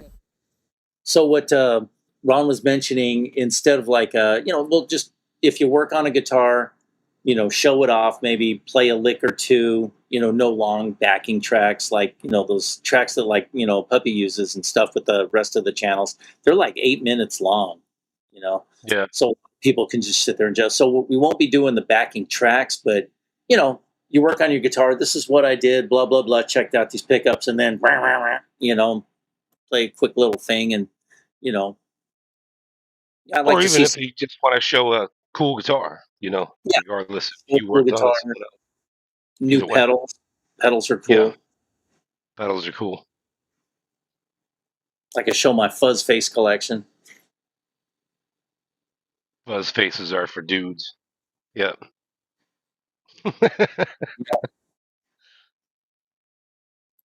I gotta say, one of my favorite fuzzes is the Jimi Hendrix, the Band of Gypsies fuzz. It's an Octavia fuzz, but they took the Octavia circuit out of it, and it's like a cleaner fuzz. It's more articulate, but has a hell of a lot of headroom. Sounds amazing. Oh yeah. Then I got one that's it's a hybrid. It's got a silicon and a new old stock germanium transistor in it, and it was one of 10 handmade by George Trips, and it's like a satin olive drab color. It's really cool. Love that one too. And he only made 10 of them worldwide, and I've got serial number 001. So No kidding. That's pretty I cool. I How do you only make 10? He doesn't like money? I guess he just wanted to do a super limited run, Damn. How and much I'm was the like, pedal? If you don't ugh. mind me asking. I paid 12. Yeah, and stimulus, Yeah, right. Okay, that and makes sense. it was one of 10, and it was number one. So I figure I snagged it. I've had it for a few years now.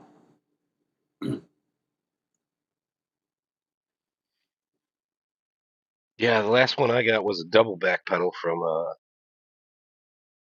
Seymour Duncan.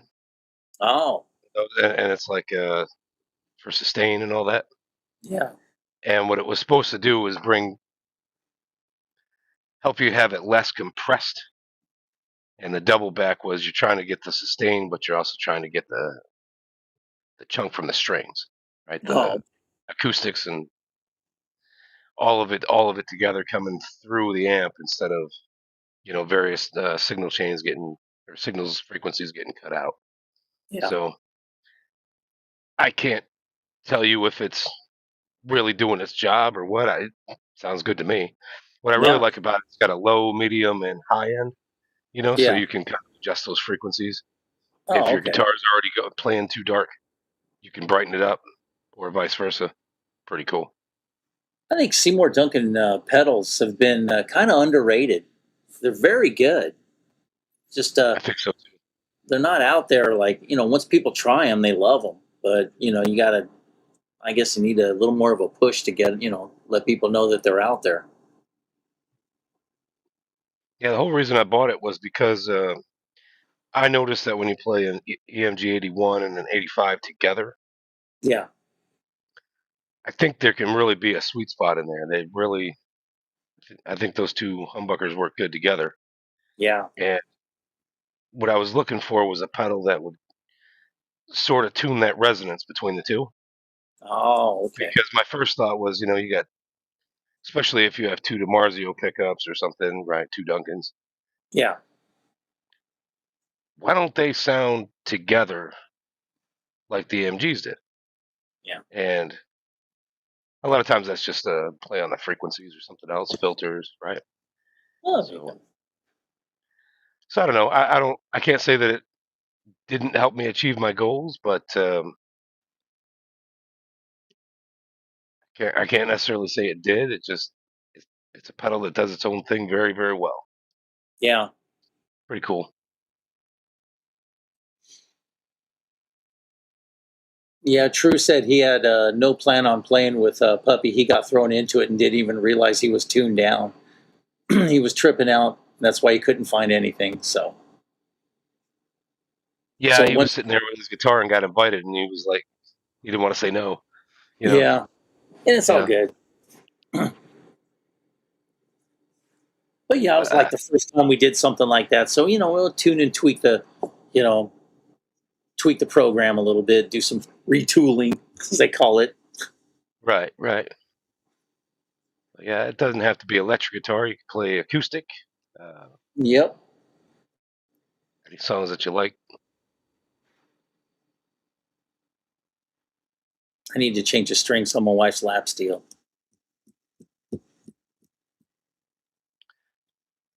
Now that being said, if you got a specific backing track that's like, you've got a instrumental song, because I could see Garguts doing this.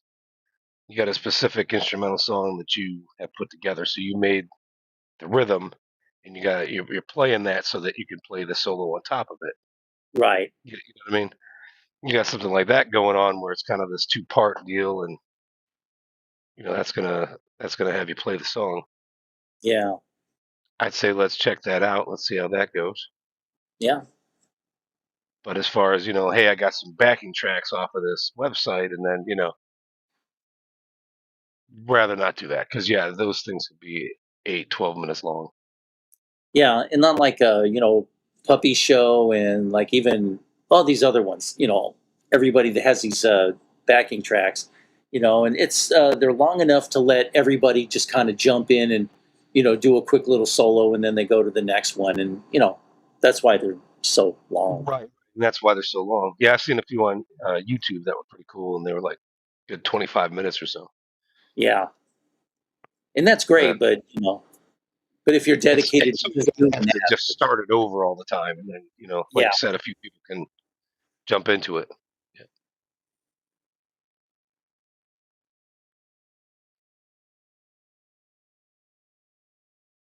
Well, Matt, you chug blistering riffs, you don't have to be a shredder, you know. Rhythm guitar playing is just as respectable as doing leads. Oh yeah, Ask definitely. Malcolm Young.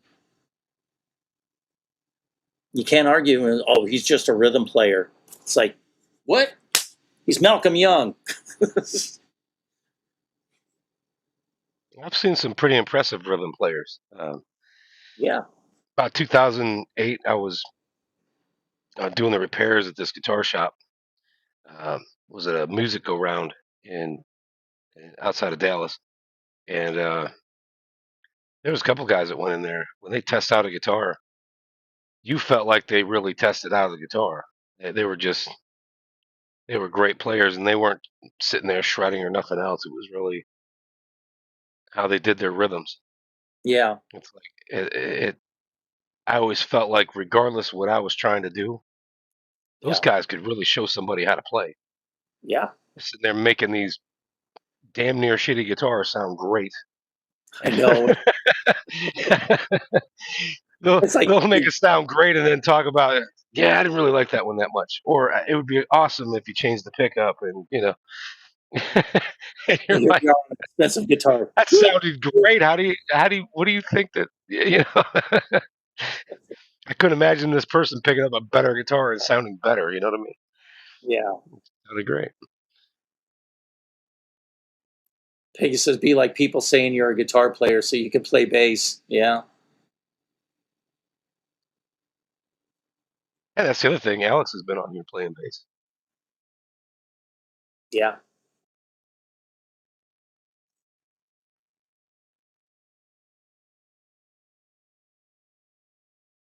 Yeah, I gotta admit, Mad Hatter, that's kind of tough doing it during a live stream.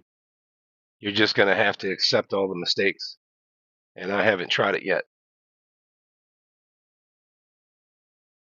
Or yeah, like before the show, you could be all like, "Man, I'm really on it. This is great." As soon as the light comes on, ting, bing, bing, shit. Yeah, yeah, it's almost like I'd do something stupid and look like I'm fucking up just to start, just because. All right, we're gonna set the tone here. There's gonna be mistakes.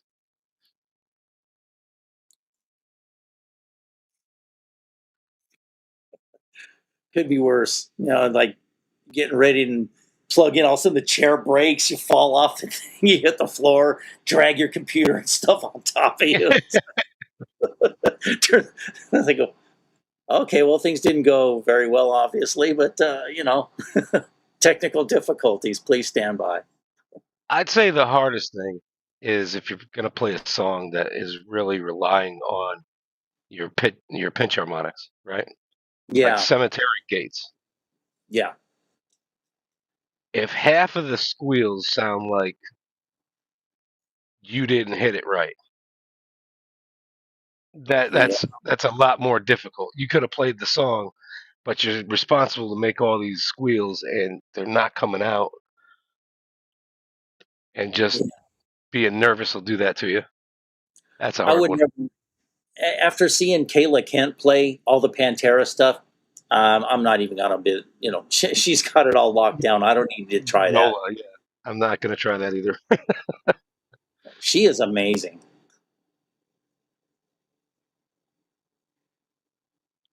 Yeah, she's pretty good. I mean, holy cow. And she handles the crowd well too. She really does. It's like when she has these reading stupid comments and like some of the stuff that people say to her. It's like, wow, what the hell is wrong with these people? God. Yeah, we're just gonna be on a live stream, and I'm gonna be some moron hitting on her. Yeah, yeah, right. That's gonna go. That's gonna go well. Yeah, and then the person on the other side of the screen is probably like older than we are. Yeah, right, right.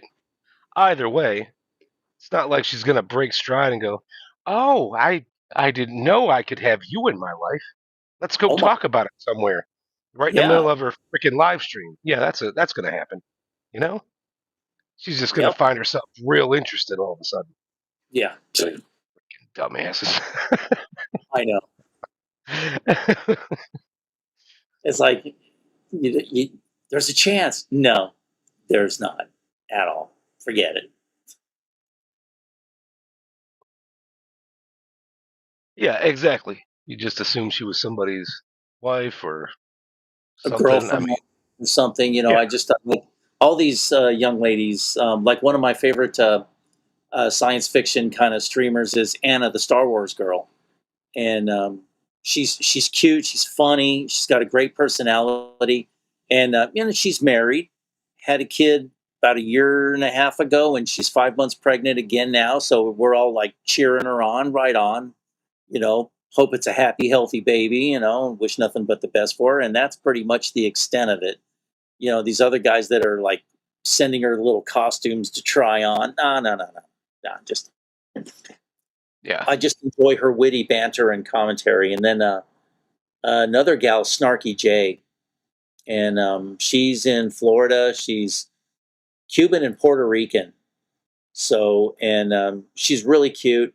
But man, when she goes on a tirade and then she goes off in Spanish when she's talking about how shitty the latest Star Trek show was, man, she goes off and it's like, whew, man, I am glad I'm not on the receiving end of that rant. She's awesome.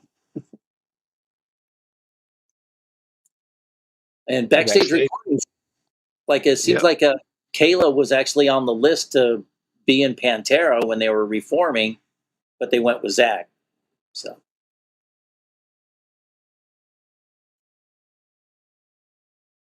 yeah. Sometimes all you can do is watch the show and admire. I mean, like I watched a astrology reading today, oh and it she was very beautiful, and it started off great. And she said the two of cups, and I'm like, those cups are full. I just had to listen to the rest. wow. It was very interesting.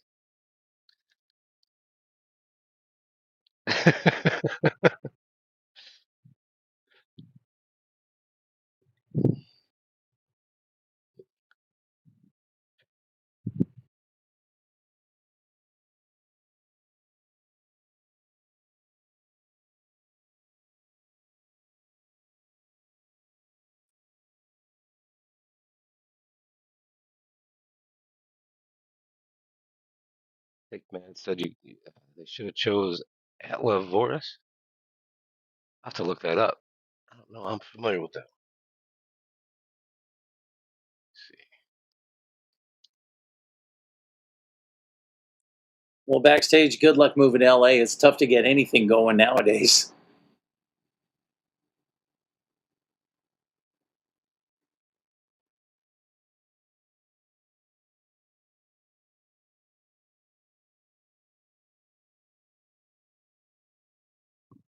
Attila. Oh, Attilavorus. oh, go ahead, Dave. I was just going to mention, I looked him up. Attilavorus, Well, Hungarian Scott's. guitarist formerly known from touring with Nevermore alongside guitarist Jeff Loomis, as well as Oh, bands like Sanctuary, World. Yeah. Scott's asking you, how are the stainless steel frets coming along? They're coming along. I got the, how to say this. After I put the frets in, I like to do the sides, right? You do the Yeah, fret ends to kind of get those cut to a certain point. I'm not looking for perfection, obviously. yeah, I just want to get them kind of smoothed over, identify the edge of the fret and the edge of the fingerboard, right? So do my edges because that one file I can't remember. I think it sits at a 35-degree angle, yeah, right? And you ride it over the frets along the edges, and it kind of gives you this clean angle all the way across, right? I feel like sometimes that's a little too much. So I'll get the edges all figured out, and then I'll level the frets on the top because anything that angle did, cutting some of it off, is going to make it not go in so far, right? yeah. So it kind of gives you some of your fret back by the time you're leveling all that. So I got the sides close and I got it leveled, and next I got to go over it with the basically crowning to 400, and then I'll crown them again at 1,000. Yeah. Go all the way down. That'll make it play really nice. Oh, that's awesome, backstage.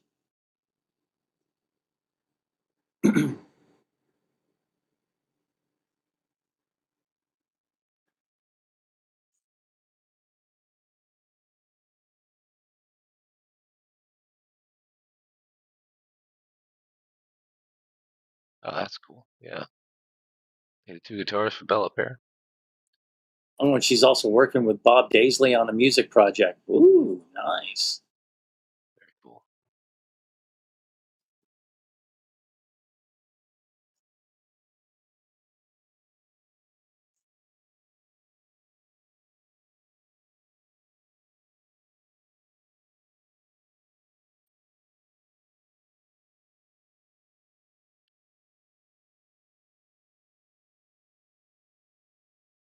Yeah, me personally, I think that when they chose Zach for the Pantera reunion type thing to play Pantera, I think it was everything to do with who they would want to be on tour with.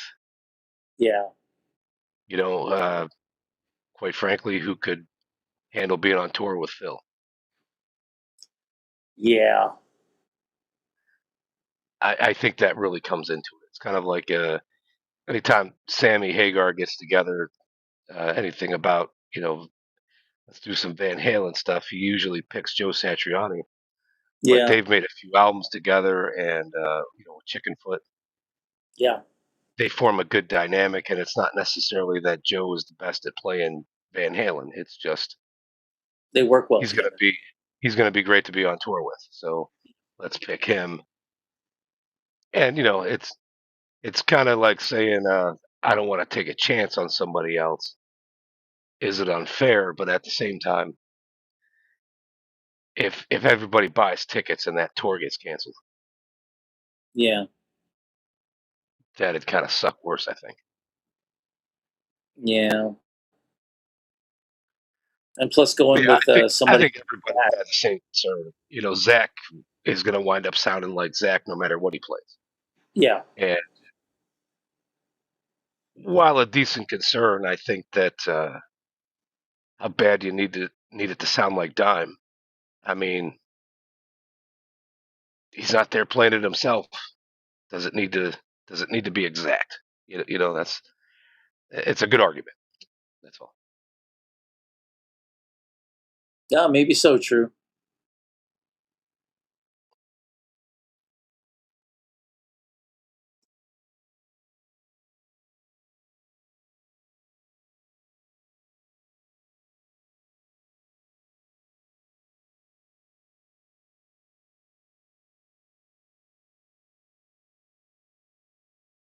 Yeah, it could have been in the moment. I don't know. I bet she really was considered.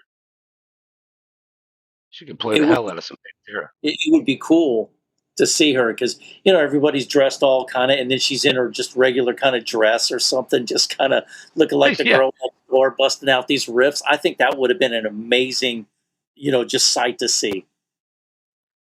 yeah, and I think there's one other side of it too. The size stadium you could be filling, right?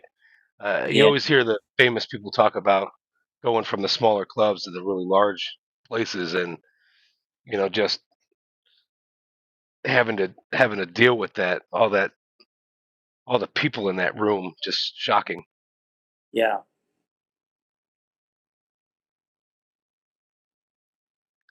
But as far as Attila could definitely handle that. That wouldn't have been an issue. You know, I think the greater question is, was he going to be able to handle Phil? yeah. And a lot of the things like when they, like for the Sammy Hagar tour, they go, "Oh, if they want to get somebody that nails the Van Halen thing, why not get Pete Thorne or Jason DeRaps to do that? Because they nail that stuff even better than Joe Satriani." But then again, Oh yeah, Joe Satriani is a name, and he will put those asses in those seats. that's a You good know, point too. Andy Wood's real good at Van Halen too. yeah. Andy Wood is really good at a lot of things. Guitar But players know him, but the general public, unfortunately, does not. yeah, yeah, yeah. And ultimately, they do a lot of things because of the money, Yeah. which I get it to a point. Say musically, it would be better to go with this, but for the overall tour and in revenue and blah blah blah blah, let's get with this guy. Yeah, Okay, yeah. I think that happens more than we would like to believe.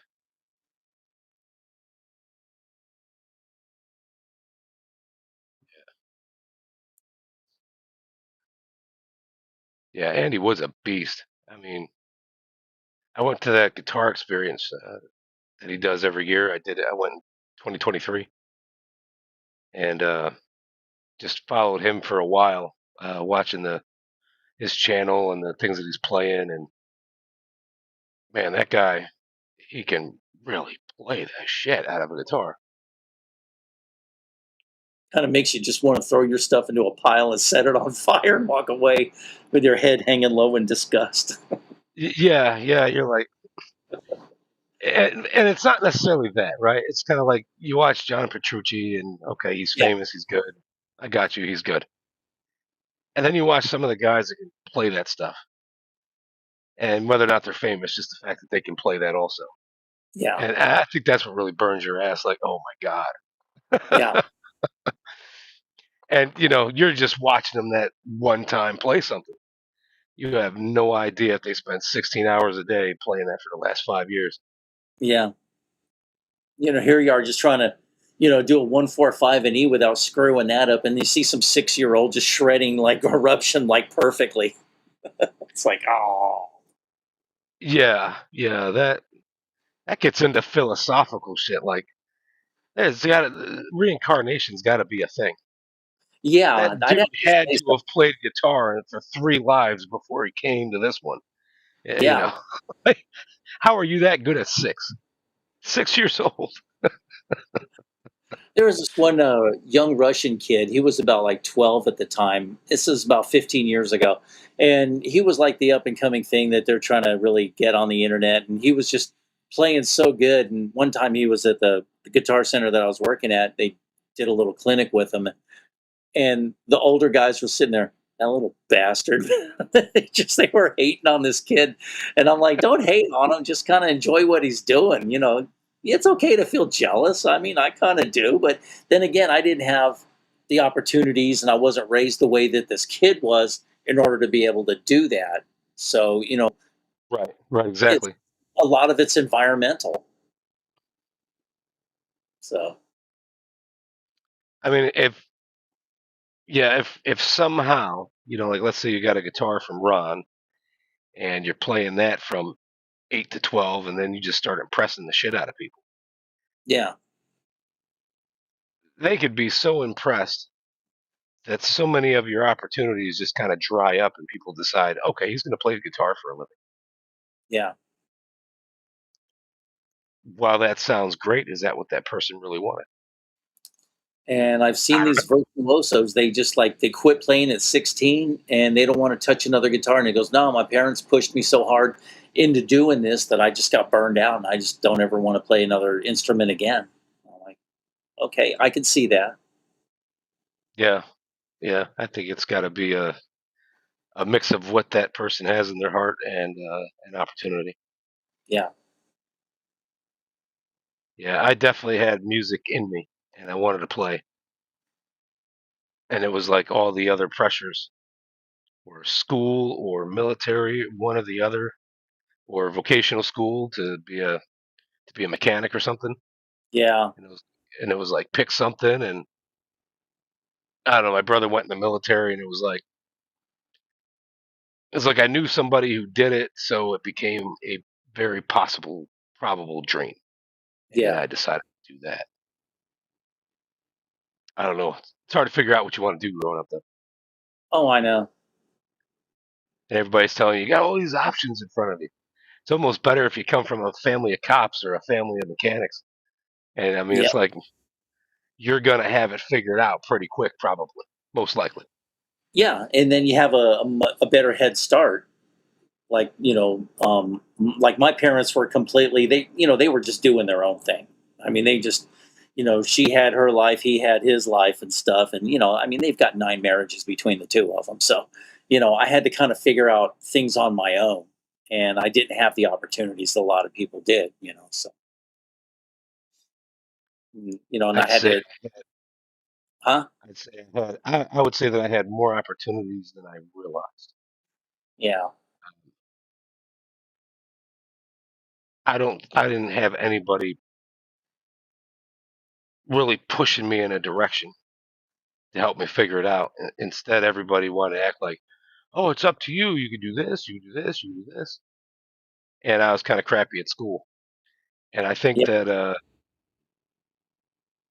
I really could have been pushed in the direction of an electrician. yeah, And looking back now at my life, I'm like, man, I wish I was. They were all around me. I could have learned. All I yeah. had to do was show a bit more interest, and for somebody to say, yeah, let me take this person under my wing and show them, and this is the schools that you need, and this is, you know, and these are the basics, so you know half of it going in. Something that's starting to pique your interest or something. Like I'd ask But questions to people, and they were just like, the adults around me, like, didn't want to be bothered. And it was like, well, shit, I had to kind of just go blindly out there, and I had no mentoring or nothing, and it was just all I knew is what I read in books and just my own personal experiences, and I felt like I stumbled through life more than I should have. yeah, I feel like I did, and that's what I'm saying. Like maybe if I'd have just had the interest, genuinely had the interest, showed the interest, I'm sure everybody, the three people I'm thinking of, would have probably got me in that direction, no problem. You know, Yeah, but instead, I didn't know what I was going to do, and everybody's sitting around acting like, "Oh, well, your heart and your brain's going to tell you what you want to do for a living." Bullshit. no, young people need guidance. They need mentors. It's like you gotta sit I and wanted to talk. be a I wanted to be a porn actor, but my mom didn't want me to do it. And what would your porn name be? Buck Naked or something? No. Just Ron Gunner. yeah. I'm not kidding. I kept telling her, I said, that's what I'm going to do. Yeah, Big I rock. went that She's direction like, because of if mine, you, Jeremy, she and goes, I thought about like she Jeremy. goes, if you do that, you're disowned. I said, well, if I do that, I might not care about being disowned.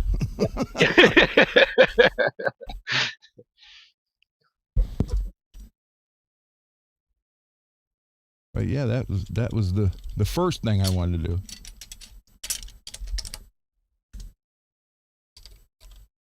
Yeah, I always wanted to be a pilot. I always wanted to get my general aviation license, but I just never had the opportunity. And plus the expense. It's it's an expensive endeavor. Good night, Lewis. Is it Lewis that's leaving? I think Matt is. Oh, I don't Said, know. all right, everyone, I have to get going to bed because my eyes are getting very weary and heavy. All right. Good night, Who- Zach.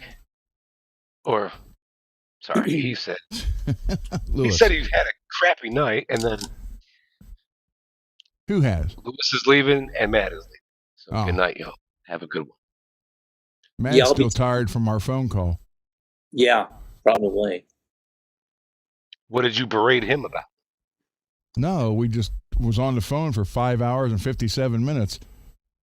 Oh my God. Yeah, that's what I said. Were you charging him by the minute? No, Okay. Yeah, you just seem to know exactly 5 hours and 50. because I took a screenshot because I know no one would believe me. No. That's how I. Ron was like that, Aunt Cleo, that Jamaican fortune teller. Yeah, you put the guitars together very well, Ma. You are the man. Miss Cleo. It was Miss Cleo. Yeah, Miss Cleo. It turns out that she was like from Brooklyn or something. She wasn't even Jamaican. A rough voice or something. It was funny as well. Yeah, she didn't. Hello, Ma. God dang it. That's why I hate. Well, I'm gonna have to be cutting here about right now too, because I've got my early appointment at the VA to follow up on my get my sutures out. Yay! Well, you be Very careful, nice. Greasy. Yeah, I'm glad. You be And then careful. I'm happy about that. So I feel these things, and it's like, God, just get them out. I'm trying to. I don't want to like pull them out or something, you know. You're itchy. Yeah, that's true. I imagine they're a little itchy right about it. Oh yeah, first Did they couple use a days were the worst. combination? Yeah, I just keep it covered, and I put some Neosporin or whatever on it. Yeah.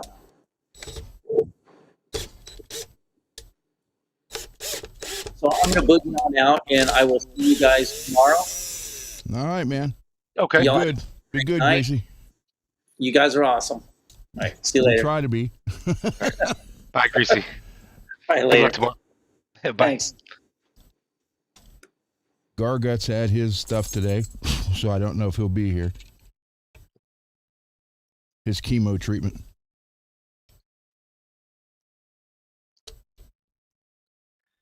Yeah, he might not be that. Or he might do it from the hospital. Like he did that other time. That'd be cool. I don't think he stayed. I think he was more or less like an outpatient today. Oh, gotcha. Yeah. I think maybe he had to stay the first time because of his first treatment, right? And then they got to evaluate you, make sure that you're not just in danger of coming back in an hour. Yeah.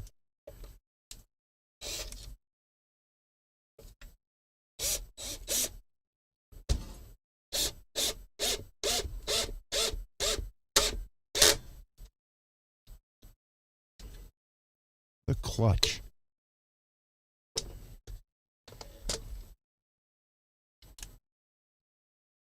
What's up, baby? What's that, babe?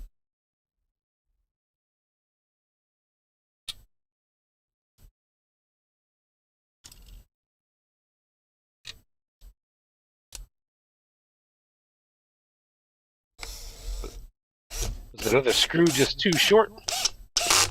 No, I just had to get the clutch set right.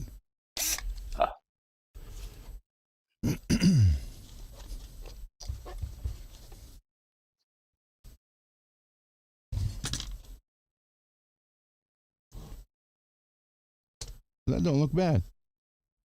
That looks very, very nice. I mean, you know, it's a free guitar to somebody. Only someone who complain would be like, okay, you know what? Maybe you don't get this if you're going to.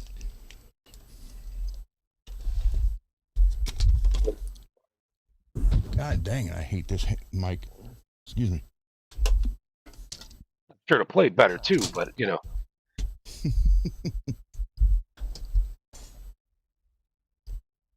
Plus, being, you know, if you're new to guitar, you're not necessarily going to know that the neck may not have been sold with that body originally.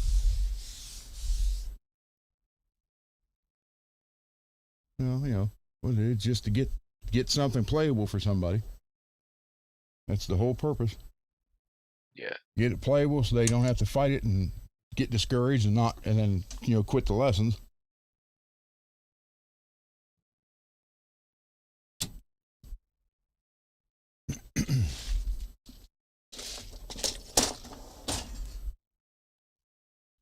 So that gives us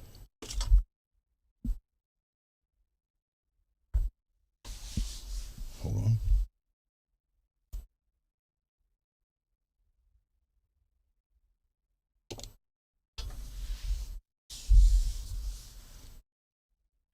That gives us 2 plus the other 2 strats. That means we now have 4 strats to pretty much have ready to give away. I'll just do it that way, I guess.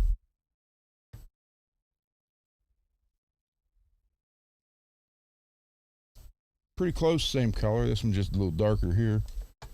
But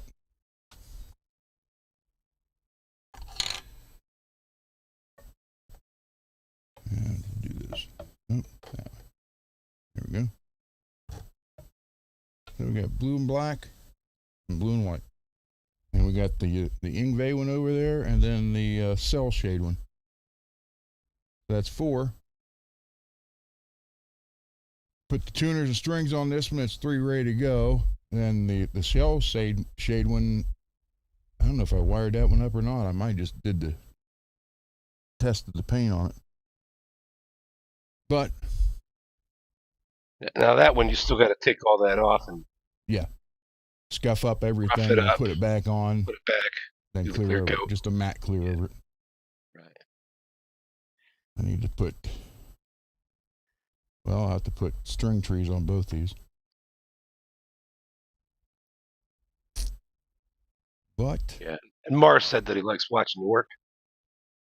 Okay, thank you. Thank you very much. He said his first guitar was horrible, twisted neck, worth about $10. It happens. You know, I've seen a lot of people quit. Not necessarily a lot of kids, but a lot of people quit too. Especially if you're older and you're taking lessons, and you start fighting it and you don't know how to fix it. Then you're like, screw this. I'm too old for this crap.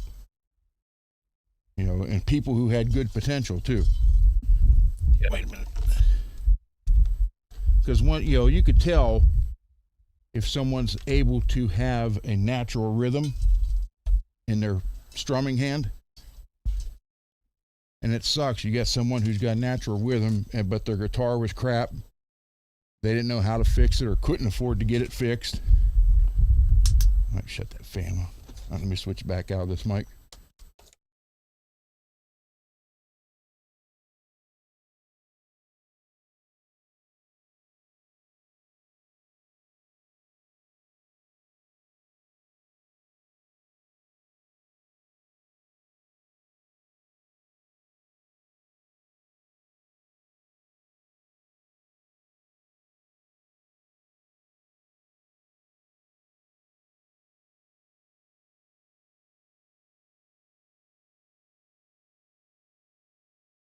Okay.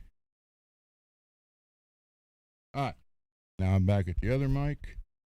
So, you know, if it plays better and you're not fighting it, then you have more of a chance to stick with it. And again, you know, this is something that not one person can take away from you, is, you know, the ability to play this stuff. Wait, move, honey. Yeah, I hate it when after a winter I got fret sprout and something else is all screwed up on a couple of guitars. I think this last winter I had I want to say like 5 when just all wonky and everything was wrong with it. And I only bring it up because like, what if one of those was the only one I had? Yeah, So having exactly. this guitar all screwed up, it's not going to pique my interest and want to keep playing it. But then where you're, you know, where you and I and a lot of people here in the chat are lucky, we know how to fix that. Yeah, exactly. But there's a Yeah, lot of because if people you that take it to don't. somebody around here, it's easily 3 weeks before they, you got to bring it to them, Yeah. and then it's basically waiting in line for 3 weeks, and then so about 4 weeks later they'll call you. That's a whole month without it. So there you go. Let's see. You eventually ended up with a Harmony Electric. Like you could play bar chords on it. Yeah, he said he had this real horrible twisted neck piece of junk worth about $10, and Hey, you never know. tried to get it one time and kept walking around the house like talking about cigarettes, I think. Oh. Yeah, you just you know, you never know what you know, the way I look at it is I don't know people's, when it comes to this stuff, the Gunner project. I don't sit there and say, well, you know, it's not like I have a questionnaire, you know, what's your monthly income, blah blah blah. It's just I rely on the instructors that call me, you know, because they know these people, either from coming there a lot, trying lessons, or talking about them, or wanting to get them, or even the high school instructors, the band instructors that give me a call. You know, obviously they're with the kids all year. They get to see the kids at lunch. You know, maybe the kid might not have a lot of money and he's not having, you know, I don't want to know all that. The only thing concerns me is if they can't afford it, and I'm not going to say and we can provide it, then that's a win-win. Makes me feel good. Should make all you guys feel good too. And then the kid, obviously, you know, for them, it's like a Christmas gift. You know, and it might not be the best looking guitar, but it's playable, and they can work on. You know, it's not, they don't have to take it anywhere and have it fixed. They can go Yep. right into a lesson and start, and that's the main objective right there. Yeah, Would I definitely. love to be able to buy each one of them a new guitar? Yeah, but you know, I can't. Sure as hell be a lot easier. But I can't do that. So, but this is, you know, I like doing this. That's the whole thing. I like doing this. And for the channel, you know, it provides content. So, well, It's resourceful, right? And you're just working with what you got, what you're given, yeah, and you make it work, as opposed to, man, I'm just gonna wait a decade till I got a nice Jackson neck donated and then yeah, get the right body for it, right? Just yeah. You know, figure it out it's without just having to wait. it. But you know, I don't know. I don't know. I know what I want to say. I just don't know how to say it. Sometimes you got to make a neck fit a body. But it's like knowing that it may not be the best looking guitar. Okay. But it plays, it stays in tune, it doesn't give all kind of feedback and hum, and it's intonated. There you go. learn on it, and then later on get something else. And then if it really is a real ugly piece of shit, you can always paint it. Yeah. You know, just blue, just white, something. So, but I want you guys to understand, especially now, 95% of the stuff I have in there is from you guys. So Yeah. it's Probably from Scott right about now. But all the body, the bodies, the necks, all the parts, even the screws. I don't know if you were here when I pulled the screw thing. Most of the screws were from what people sent me too. Yeah. Yeah. Because So, there was a point where I had a whole bunch of screws in that body yeah. ready to send to you, and I wound up taking a bunch of them out because you said on the show you had a whole ton of them. So yeah, it just, I just hope you guys understand, and that's why I ask when if the parts came from you guys, or like like that one, hey, this guitar body and neck came from Scott.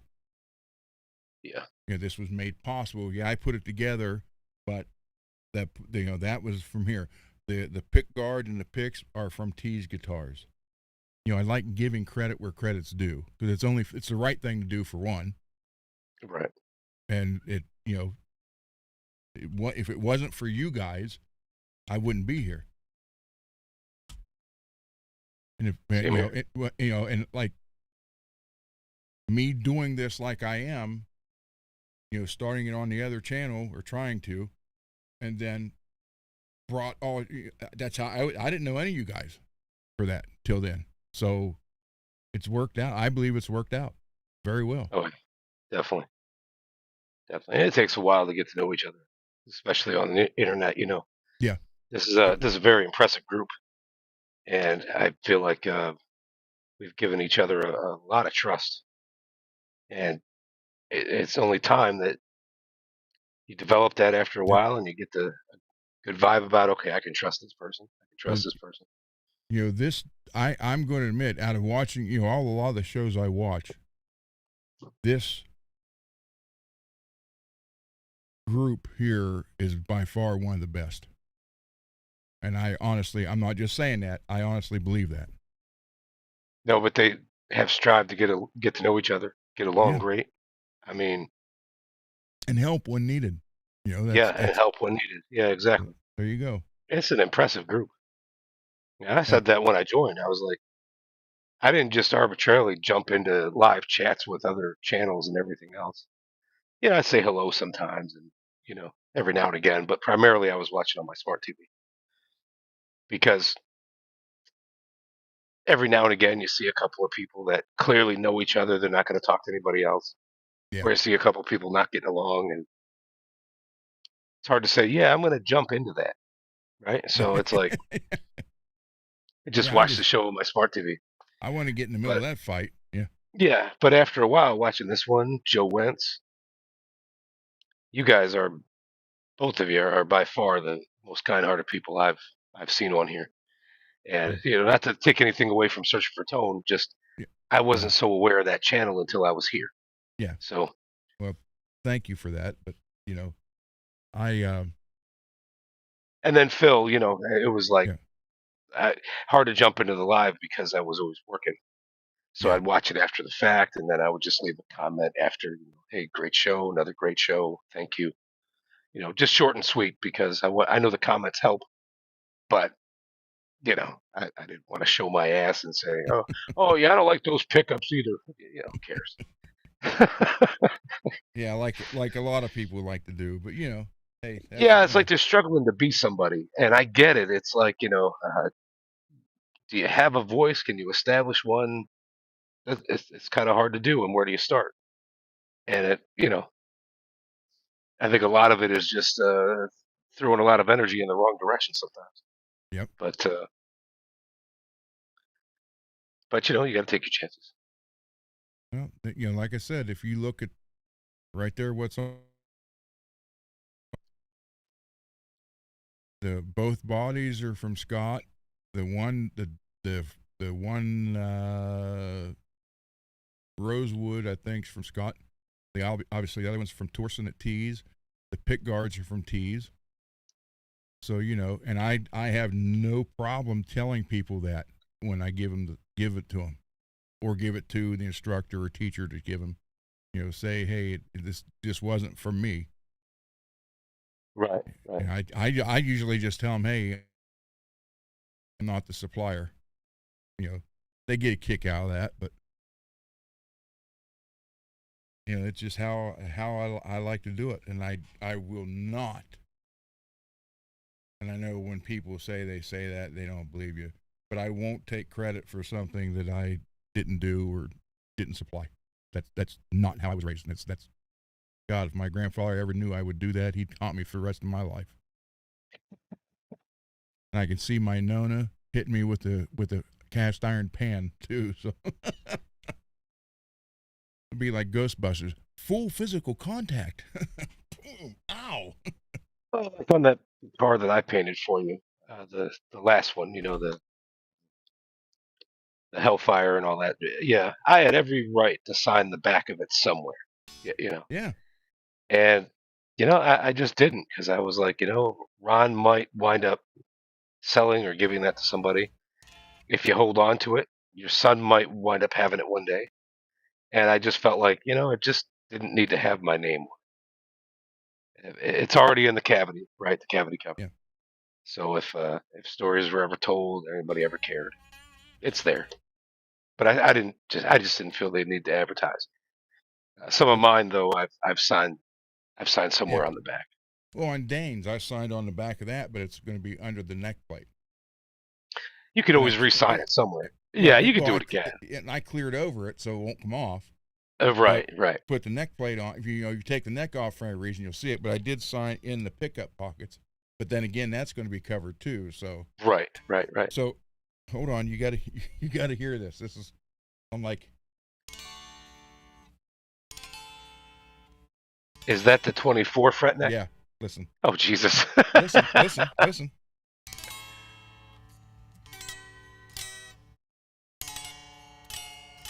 Oh Jesus. Man. I was like, what the hell? No, get the ruler and show everybody. That tripped me out. The distance between the pickups. The distance between those humbucker pickups is 2 1/4. And when you have a 22 fret neck, it's normally 2 1/2. It was sold to me as a 24 fret guitar body. It was a Jackson, I believed it was. Well, now we think it's Charvel made in Korea.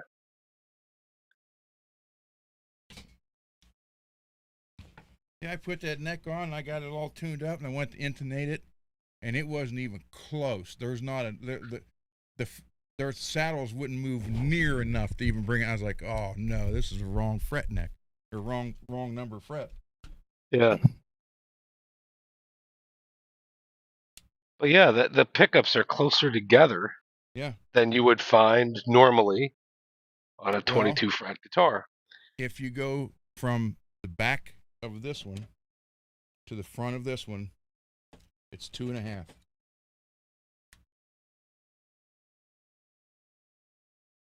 Oh, you can't see. It's 2 1/2 from this edge to that edge, the pickup itself. The pickup itself. Got you. Okay.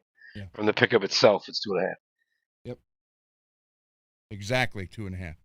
Now, what I was measuring was the pickup cavities, right? Yeah. So with your pickups out, the rings off, from the edge of the cavity to the edge of the cavity was normally 2 1/2, and that was 2 1/4.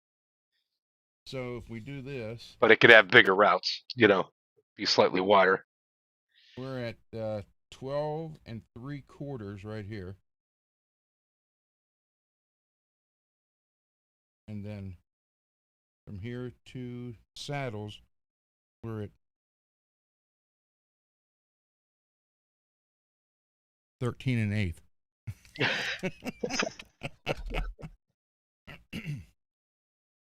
But I also bought it from a seller that I trust on eBay, and I'm sure that he gave it his best guess, right? Yeah. Because you look at the cavity on the back, Yeah. and I think it came with a neck plate, didn't it? Did I send you the neck plate the first time? Because I remember I sent you the pickups, I sent you some things. Is it black? Yeah, I think there's a black Jackson neck plate that I Yeah. provided, Yep. right? But I didn't send it with the body this time. I sent it with the stuff before. But it was all labeled in a bag. Everything was labeled, right, Yep. individually. But anyway, you look at the cavity in the neck plate, and you're like, okay, that's a Jackson, and it must be a 24 fret because that's what the hell they make. Yeah, I was like, yeah. I think it was sold to him that way, and what it actually is that Charvette. I guarantee you, it's that Charvette. I mean, I was like, You take that neck off, and that Charvette neck's going to fit perfectly.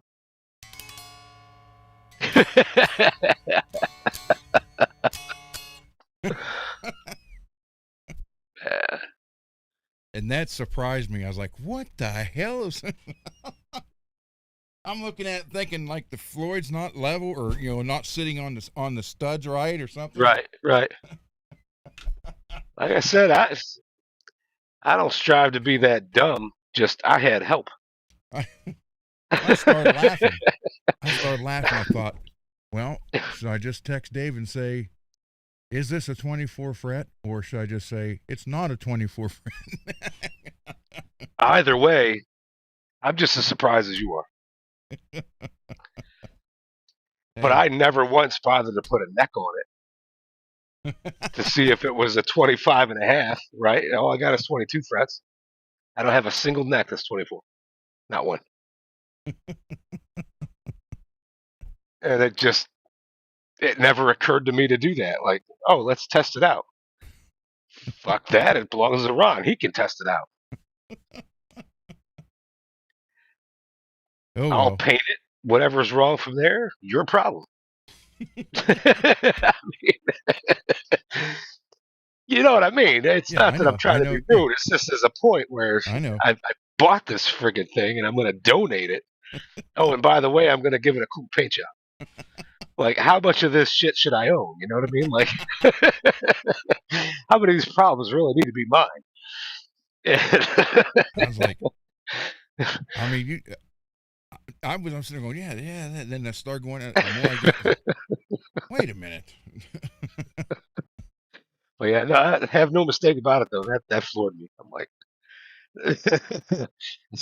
I would claim to be a good guitar tech, and somehow I had no idea. Hey, it's all right. I didn't bother to ask. It's a simple swap on a neck, and we're good to go. But that's even funnier. I have one of the necks that would fit that. I probably have the neck that was actually made for it. Oh, well, it's all good. But two things I learned from seeing Scott's warehouse, that's what we call it, a warehouse, was obviously he does stack the bot. I don't lay them on top of each other. I sit them this way. But I did not do the cardboard in between. I will be doing that. Another thing is how he had the necks standing up in the tube. Yep. I've never done that. I've always just laid them on a shelf. Yeah, I've heard that's bad. I got two necks that I did that to, but they weren't supposed to be off a guitar for years at a time. Yeah. So not even if I had my way, not even 8 months, but life happens, Yep. They'll sit there longer than you planned. So I'm making a stand-up holder for the necks where I can separate 24 fret, 21 or 22. Excuse me. Yeah, right. So laughing at Jim's comment. You see him in the chat. Jim says the tone out of Ron's guitar sounds like the Eagles' out of Eden, the heart of the matter. Yep. It caught me by surprise. I'm like, because I always did the one rush part of 2112 is.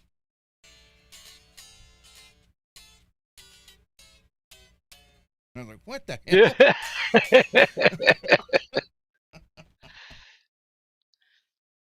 That Well, you caught can me off guard. imagine after that was painted and shined up, the last thing I was going to do was put a neck plate on it and some bolts. Well, yeah, understood. I mean, I had just shined it, and if it was mine that I was keeping, I did for me or what have you, anybody else. If I'm going to put it together, that thing's going to sit here for at least 2 or 3 weeks before I'm done shining it and put it together. Or it has sat there way too long and I never got to shining it. So then, if that's the case, it's been a couple months, you shine it, you put it together that day, right? No problem. But if it's kind of, painted it waited its 2 weeks, I'm shining it, no, I'm going to keep waiting. So sending it in the mail was another way to keep waiting, right? Because you put the shit together too early, you got all these indents and it looks terrible, So, and then with the Oxford paint, that stuff is really tough. I had never used that before. I was really, really happy.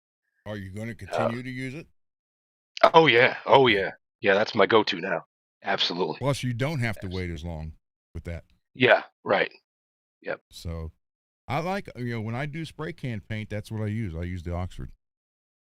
Now I will tell you this: I have their sanding sealer. I don't have the prime. I'm out of the primer.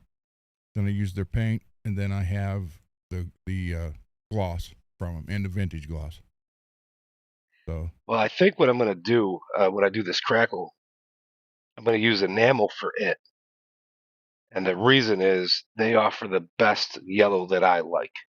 It's called Marigold, and you get that with Krylon or some other paint. Piss yellow. Did you look at I don't like it with other paints. Montana yellow? I have not. Yeah, Montana. Yeah, hold on. We'll look at it. Because it's guitar oriented. So we'll just go to Amazon because they sell them all. But if I did enamel with the crackle, then I would wait probably a good 3 or 4 weeks before I put the Oxford paint on because that is lacquer. Or nitrocellulose anyway, right? Yes.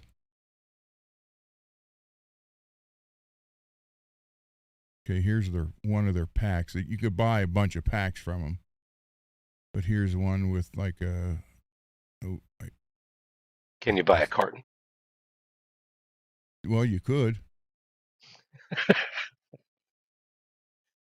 Sometimes you don't want just an individual pack. That's all I'm saying. No, well, smart ass.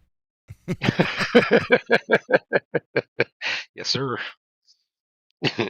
You telling me you could sit on ice cream and your ass will tell you what flavor it is?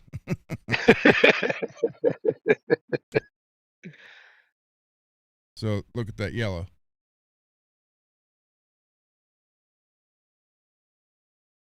Yeah, no, too bright. And you have like this one. They got a bunch of different. Hold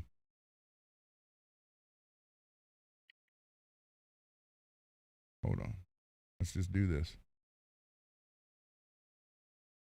Yeah, 50 pictures of the same thing really ain't selling. What else you got? Here's one with different color yellow. I'm just kidding. There you go. All right. So the front right looks a little darker. Yeah. Like that Humvee yellow. Yeah. Right there. Yeah. Yeah. That's what I like. That's what I like. So yeah, you can see they got 3 different shades. Well, you can count that lime green and kind of a yellowish. Yeah, sort of. So, yeah, that's the brighter one. That's the darker one. Let's see what it says. What's that one called? You can buy it individual. Why Yeah, and I Hydraulic probably colors. would. I'd have to get a good red. See, that's the other thing. Oh, here you go. The red I Melon, can get from enamel. I like too. melon yellow, code red, cardinal red, punk pink, lavender.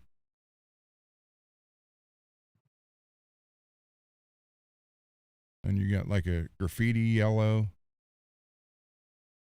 So they sell all kinds. I mean, you can buy it, obviously the individuals. Right. That And could be worth doing. the Montana black, that stuff lays down so nice. Now, have you ever sprayed the Oxford clear over that?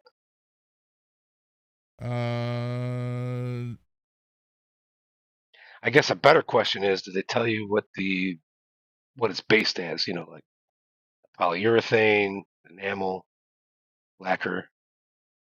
Those paints are typically one out of three. You're talking this color right here Possibly. or that one? Or here's Whichever one yellow. looks darker, and I'm leaning towards the one on the right. Yeah. That one. Yeah, I think so. It Okay, hold on. says black powder yellow. That's interesting.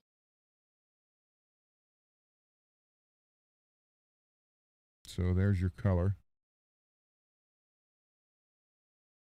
Okay. Aerosol yellow, finish matte.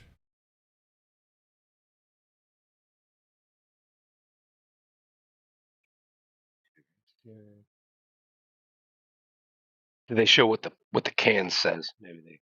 So that's well, I'm You looking got for the item details. look that up online.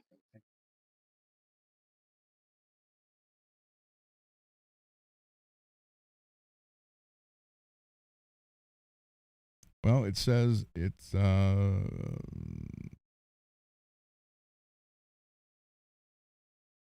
right, let's look at the specs here. Special features, chip resistant. That doesn't help us. Yellow matte. But they suck on their features.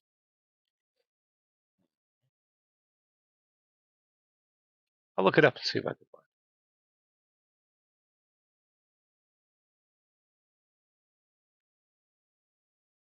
Anybody know how to read German?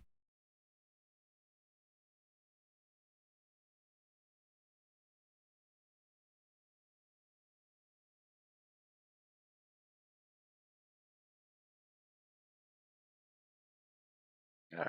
Tana gold acrylic. I don't want that. Yeah, that's gold. This is the black version. They're different paints. Oh, I see. Okay.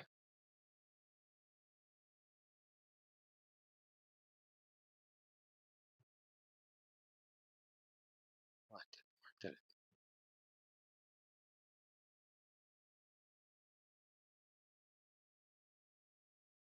All right. Now it could be the vapor could be harmful, and it could irritate your eyes. That's only if you spray it in your eyes. Oh, okay. Okay, I got you. Don't spray it in your eyes. Don't spray it on your toast and eat it.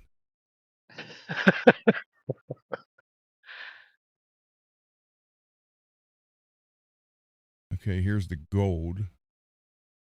So that's the one you looked at, right? It says acrylic. Yeah. Okay, so yeah, you got the gold label, the black label. They're different paints. Yeah, I would say I don't want the acrylic.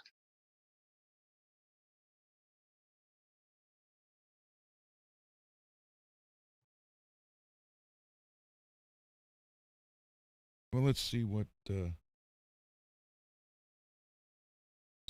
says. Or tell me to go screw myself, but whatever.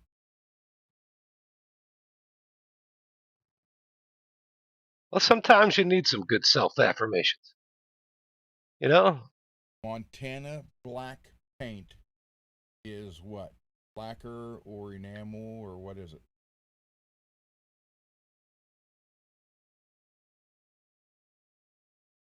Montana black is a solvent-based lacquer. It's built Okay.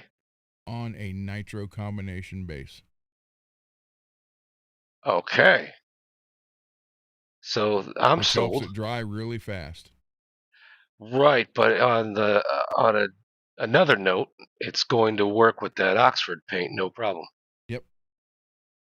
Because the green that is on my King V is the slime green of this paint, but I put the automotive Oh, clear over it. got you. Okay. So there, if you like that one, that's just the Montana yellow. Then they got the Yeah, taxi cab yellow. I like their slime green. Let me see. This is no, that's something else. Let's look at that. Fluorescent green. T-shirt. And there's an MTN hardcore. Yeah, there's He's the trying green to right go to there. that. That's Yeah, there you go. Yep. Where is it? The one behind it? I don't know. Maybe it's maybe it's my That the one screen. That behind was it is British green. okay. So the one in front That's of it's kind of a neon green. yeah, that's what's the stripes on, or the blood splatter on the King V behind me is this one right there, that front one. Oh, gotcha. Okay, that's the blood splatter. Yep. I like it when it's a little bit more like. God, who was that? I want to say it was Dane's guitar, right? The green you were painting for that. Yeah. There, you can see it better in that light. Right? See the color? But that's not it. I'm talking about what'd you use for Dane's guitar? Um.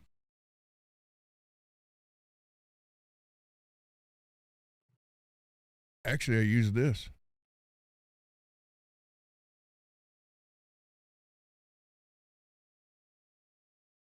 No Right kidding. there. No, Okay. that's the So green. It's on custom Dane's guitar right there. right there. No kidding. That looks Yep. good. That looks real good. Plus, it's fast drying lacquer.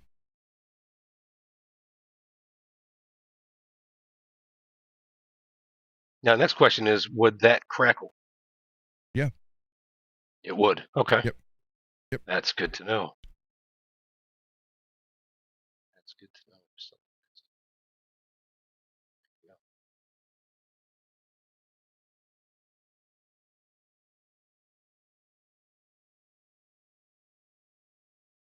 Yep. There you go.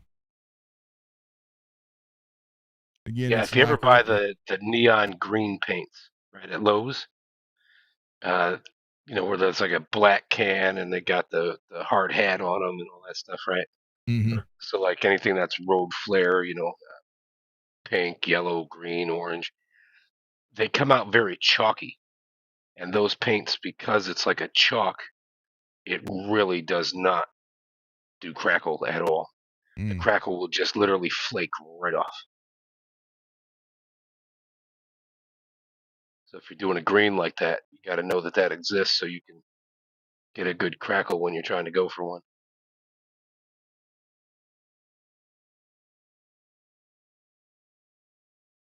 Yep. So there you go.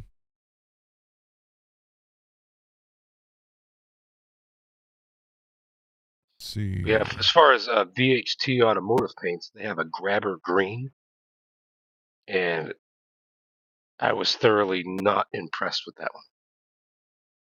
It just wasn't coming out, like a good Steve Vai green.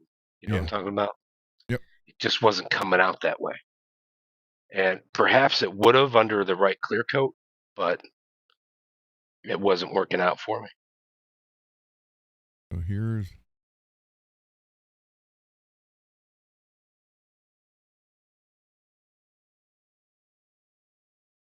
That's the blue. Where's the other colors?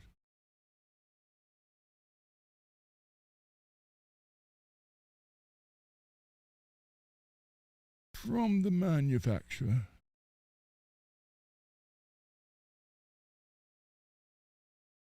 Pure white. Squirrel gray.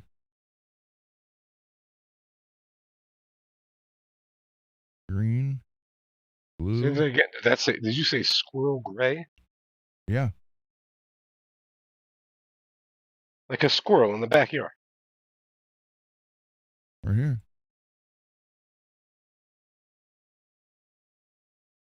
Yeah. Interesting.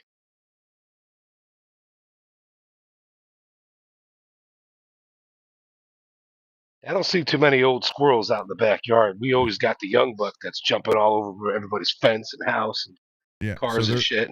they're showing this backwards again. I don't know why they're doing that. The gray's underneath the black crackle, and this is the crackle, so it's supposed to be gray crackle. Yeah, right. Yeah, it's supposed to be the top coat. That's funny. So, are you at their website?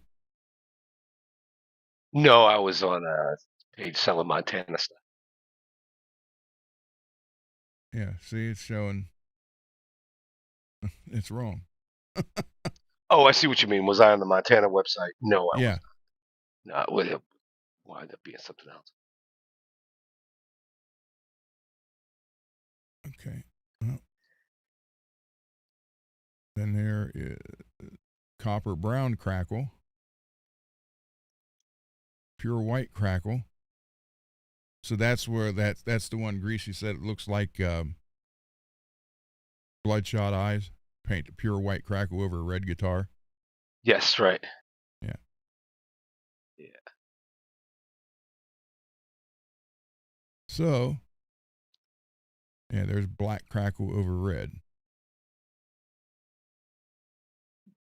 Let's see these customer photos. Excuse me.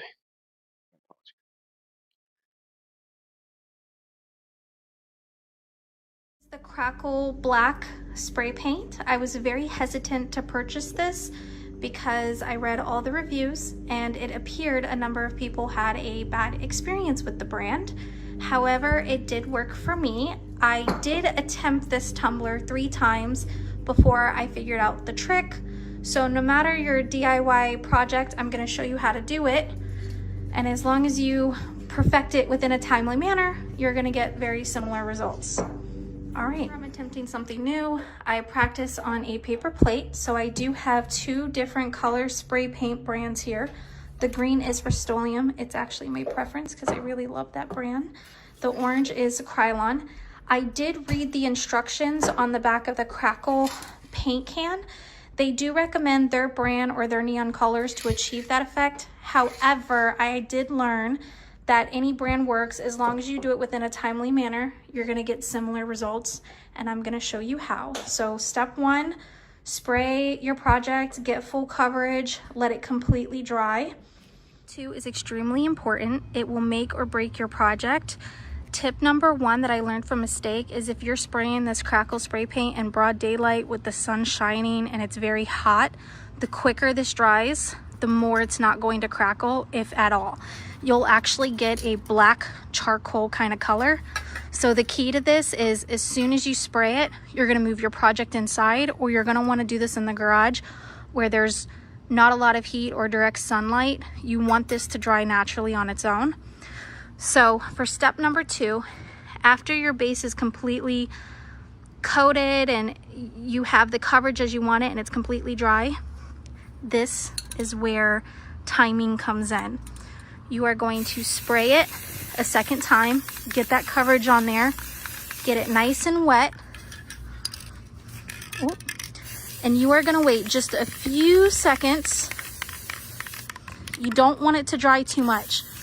So you're just gonna wait about 3 or 5 seconds, and then you're gonna hit it with the Crackle spray paint. And you're gonna wanna make sure this is nice and shaken up because the chemical in it, if you don't shake it up right when you use it and you don't do it quickly, it won't crackle. The more you use, the bigger the crackles. So we're gonna bring this inside and we're gonna let it dry. All right, so I brought it inside. I let it dry just for a few seconds. And as you can see, it's starting to crackle. And little fun fact, if you want to encourage the crackles, you can blow on it. Like you see this spot here. And you can actually increase the crackle effect and kind of like speed that up and break it apart. This top coat is very, very thin. So light pressure really amplifies the orange didn't crackle as much as the green, and the reason for that is because I had a very nice wet coverage of green, and while I was shaking the can, I got that black on there much quicker than I did the orange. That is tip number 2. The quicker you get the crackle spray paint on top of that second coat, the more crackle you're going to get, the better effect you're going to get. You shouldn't be waiting no more than 2-3 seconds to get that crackle on the cup after you spray paint it. So when I was doing this, I spray painted red and I made sure it was very, very wet, nice coverage. I dropped the can immediately, picked up the black, and I got the black on there very quickly. And then I rushed it inside and I blew on it a little bit and just kind of waited, and it started to do its own thing and it came out very beautiful. So that is that's how you do it, and that's how you get the effect. So timing is everything with this, and you have to move quickly.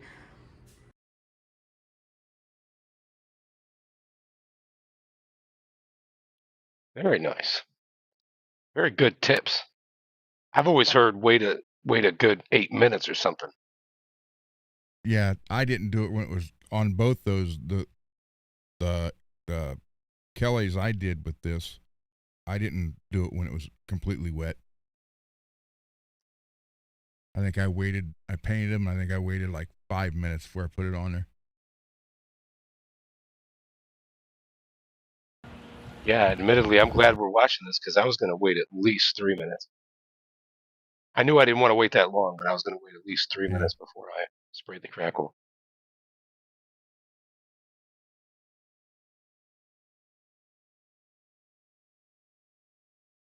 I don't feel like that one came out so good. Mm-mm. There you go. Yeah. That's different.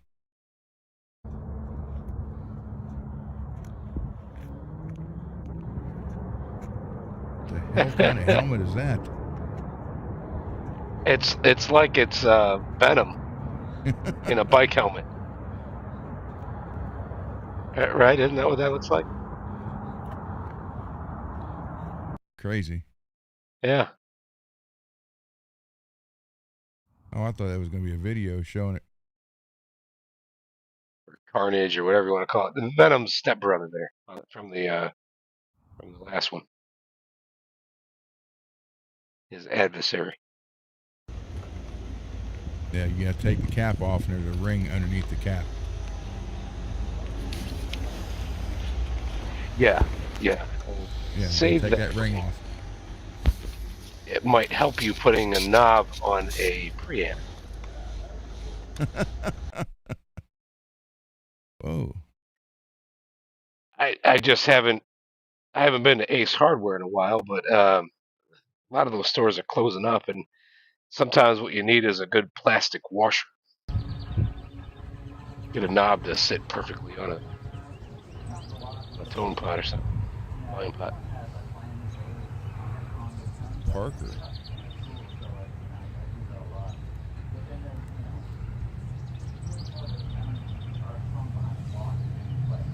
Ain't Look, flying today. What was he trying to do?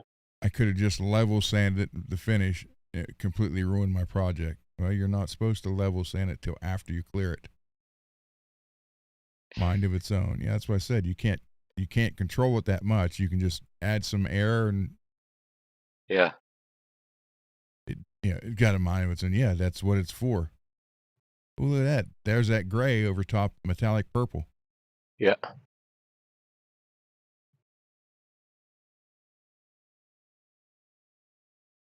I feel like that would have looked better the other way around.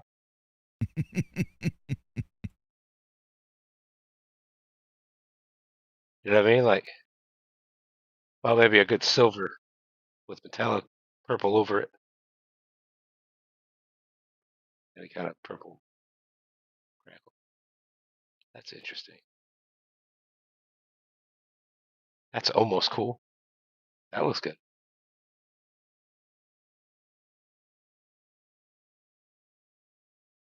This white crackle over black. Yep. The hell is that? Thor's hammer? What it looks we like. decided to crackle Thor's hammer, and There you only go. going to give it 4 stars because my project was bullshit to start with. There you go. That's interesting. That looks pretty good.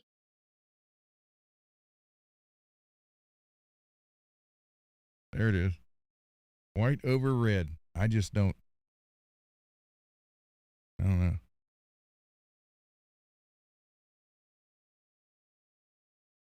Nice size crackle, though. Not too bad. Yeah, not too It's a bad. nice size Looks crackle. pretty good. I think the front came out better than the back.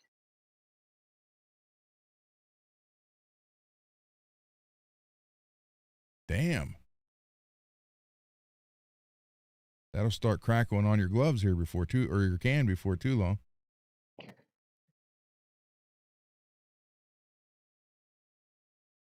Product. So you just call them, they send you another one.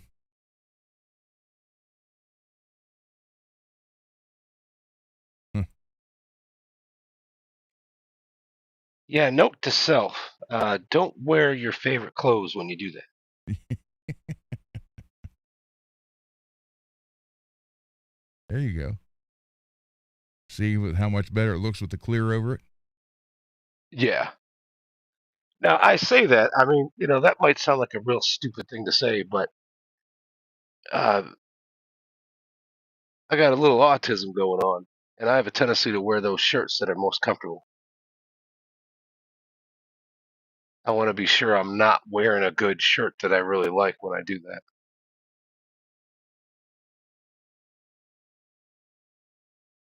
Hmm. I mean, otherwise, I'm not likely to paint myself, and it's probably not going to be an issue. But seeing people with these exploded cans, oh my god!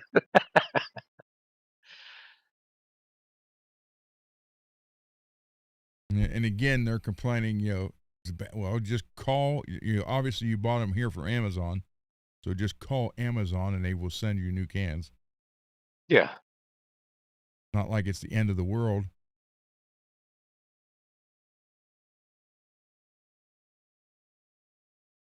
Plus, they could say that they had a problem with the can. What they may not tell you is that Create they were in stunning vintage or distressed effects with Montana Crackle Spray. Surfaces should be clean, dry, and have any rust, oils, or dust removed before application. Remove the safety ring by removing the nozzle and turning the can upside down, allowing the ring to fall out. Shake can well for 2 to 3 minutes. The Montana Crackle effect can only be achieved on Montana Gold and Montana White, with exception of chrome effects. Prior coating of your object is necessary to achieve the effect. The pre-painting should dry minimum 45 minutes, but no longer than 24 hours. Apply 2 to 3 even layers with 1 or more of the crackle effect colors, then to let the distressing process begin to occur. Apply crackle effect at a distance of 50 to 20 centimeters from substrate. Apply crackle linearly, in even, thin layers, to achieve a uniform crackle pattern. Thin application creates fine crackles. Heavier application leads to bigger crackles. At 20 degrees Celsius or 68 degrees Fahrenheit, dust dry after approximately 10 minutes. Touch dry after approximately 60 minutes. Fully cured after 24 hours. The drying time depends on temperature, humidity, and thickness of coating. The Montana Crackle effect can be overpainted when fully dry and cured with acrylic lacquers. Seal with Montana varnish for further protection. Must be totally cured before sealing. Montana Crackle effect. Highest spray paint quality made in Germany. There you go.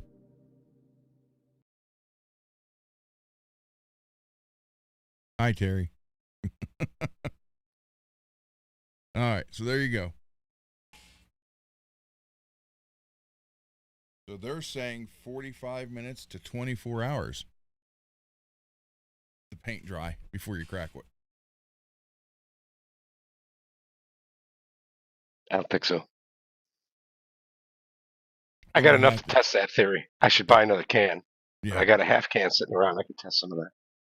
Because I I'd say the real difference is, like I saw this YouTuber or somebody that made a YouTube video. They were doing a red with a black crackle. That fucker was in his basement. Hey, I'm not gonna judge. All I'm gonna say is you might have had that guy might have wound up with a hell of a sinus infection. Uh, but not that evening. Might have taken 3 days, and they never associated the two. But either way, um, he used VHT red paint, which is enamel, Mm-hmm. and then he was saying like, don't wait 45 minutes. Like I got a good result. He tested a whole bunch of stuff different times, and he said he got a good result waiting only about 15 minutes. And anyway, the whole point of that was to say that was his experience with enamel, kind of in a basement, which is typically indoors and somewhere around 70 degrees, typically. Um, if you're doing it outside, you're probably going to have a faster dry time with Yes. dry air, right? Yep. And then if you're using lacquer, you probably even got a faster dry time. Yes. So now this could bring you easily down to, plus you almost want it wet to get the crackle effect, because what you're trying to do is make the one paint hit the other paint and go freaking nuts. That's what you're trying to do. You're trying to get a reaction. So I would say outside lacquer, wait 3 minutes. That's what I'm going to test first. Yeah, try it. Give it a try. Try it. 3 minutes, 15 minutes, 45 Well, minutes. here's the best part, right? And this is why everybody on YouTube is so full of shit. If this works for me in 3 minutes and I like the result, well, then I'm not going to go 8 minutes. I'm not going to go 15 minutes. I'm going to report back and say, this is what I use, and I waited 3 minutes. And I'm located in Texas. There you go. And it's fucking July. So.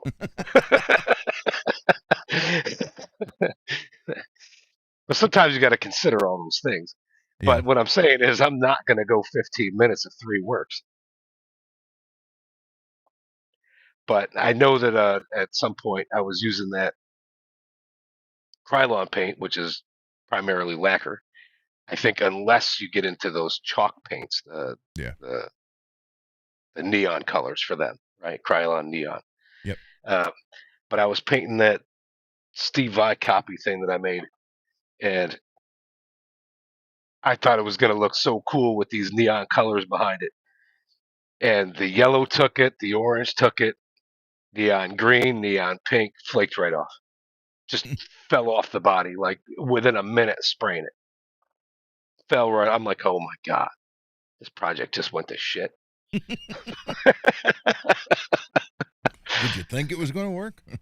Oh yeah, I really did, man. I had high hopes. So I painted my base coat, right?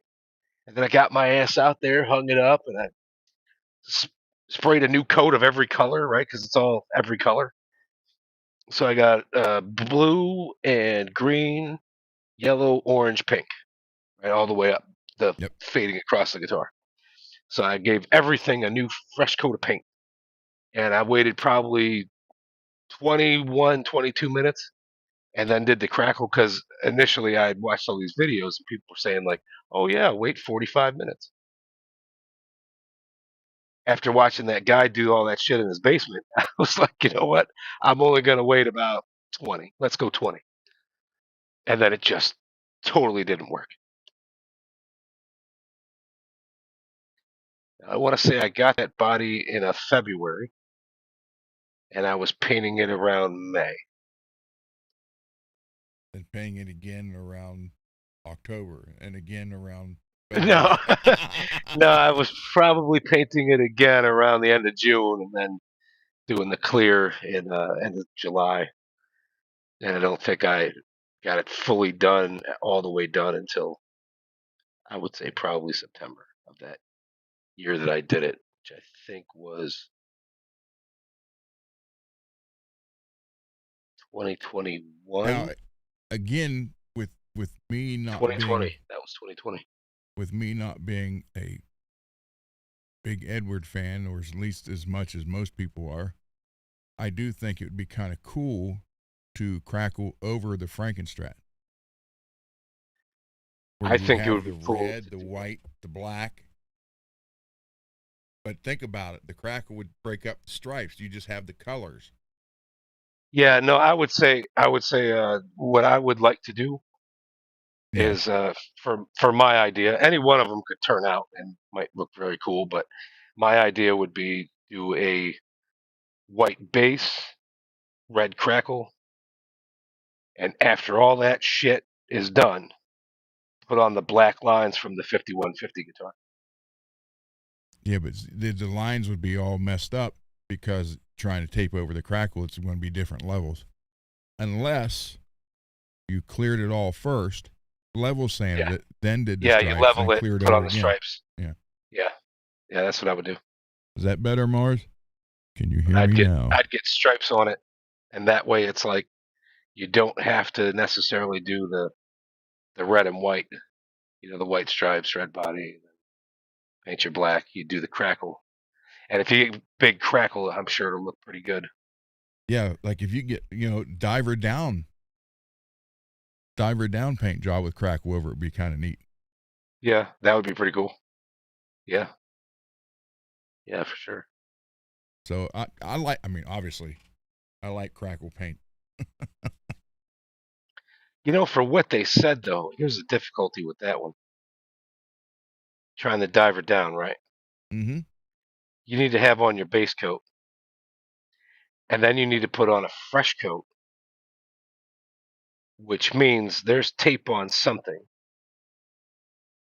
And when you peel that tape, Well, that's you're what not she going to was have saying. clean lines. I didn't do what she did. Paint didn't put it right on. I did not do that. Yeah, you waited like a good 45 minutes. Yeah. So you're going to have to use Krylon.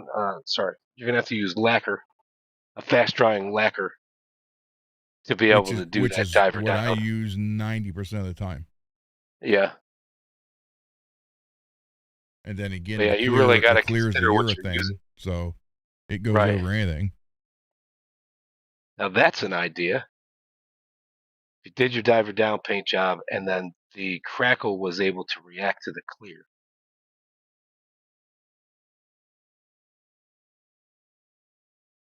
I don't know Instead if of the paint. I don't see why it wouldn't. then you'd have to re-clear over it again. If you're going to But it use prevents you from having to use tape and take Yeah. these lines and then peel it too early. Because you know what happens when you peel it too early. It looks like somebody put a bunch of shoelaces on it, all frayed as fuck, and So what you're going to have to do, if you put it over clear, then you're going to have to let it cure and then clear over it again to level it so you don't feel it. oh yeah, absolutely. That's a shit ton of clear. I got you. But if you're going to do yours with cans, you better get like 4 or 5 cans of clear, because I'm telling you, I did that lava when I did with cans, and I think I got 5 cans of what was it? 2X clear is what I used on that one. I got 5 cans on that damn guitar. I was like, this is crazy. That was over like a week. 5 cans over a 7-day period.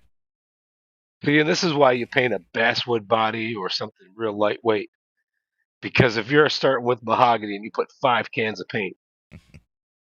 That's just a clear, not to mention the paint and the crackle. Yeah. That's what I'm saying.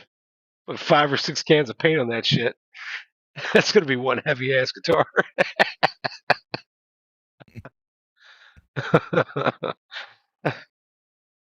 So I don't know. I go. can't think of a better way to do that. If you're going to stripe something and then crackle over it, you got to work out how those stripes are getting on there. Well, but if you just did it, you would not be. I mean, there obviously would be a few spots in the crackle where you could see a definite line. Between contrasting colors. Right. Hold on. But general, it's going to be like that rainbow. Right. You're going to see You different might as well colors. just freehand it. Yeah. You're better off freehanding it rather than taping off the lines. So it would be, but a lot of people don't know that. Like I just said, when I put the decal on there, like just for example, say I paint the headstock white because I want the Charvel logo to be white. So then I'll put the vinyl cutout on there where I want it. Then you have to go over it again with white, just real light coat, maybe one, just to seal it so there's no bleed through. Right. Then put your color on it, then pull it off, which is what you got to do on the polka dots too. Because if you don't, you're going to get bleed through everywhere. You're going to have like a dot, and it's going to look like a comet tail flying off of it from whatever color. Yeah. That's what I was saying. The shoelaces. So yeah, a lot of people don't know that. If you're going to paint and you want a decal, and I don't mean a decal as in a sticker. Right, leaving the sticker on. Yeah, right, you're leaving it like a stencil. Yeah, and then once you get it on there over top whatever color, then you got to hit that same color over top the decal. Right, it seals it all up around. That way you won't get bleed through. Yep. I mean, you saw how good the lines were on yours. Yeah. Yep. Yeah, I basically did that same thing. A lot of people don't know that, and it's a shame because they'll put their heart and soul into trying to do a killer paint job, then they do something like that, and they're like, get all upset because, well, that messed up. Yeah. So that's why, every time I have something to say about that type, I always bring that up so people understand. Or try to, anyhow. But yeah, that brings me to a good discussion about something you had mentioned when you were talking about the paint job I did for you. Mm-hmm. You had mentioned that I used a vinyl sticker. Yeah. Isn't that what you did? You said that's what it was? I used one, yes, but it's not still there. Okay. Yeah, no, there's no sticker left on it. Okay. Yeah, just thought I'd mention that. Better? Trying to get it so that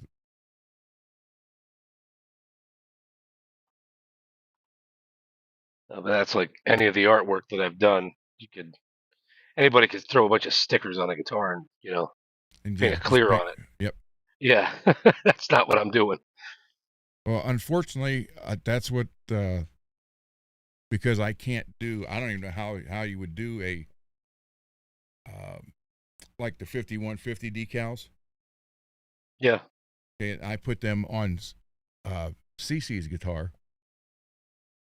And obviously I can't. Yeah, and then he wanted you to clear over it, right? Yeah, and obviously you can't paint reflectors. Just God, I don't even know how you would do that to make it. No, I agree. When it comes to those 5150s, you gotta put the stickers on there. You're gonna have to put stickers on to be happy.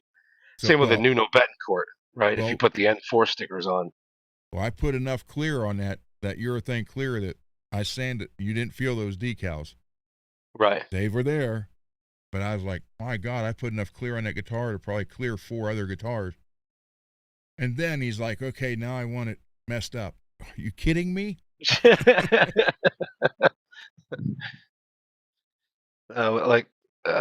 one here.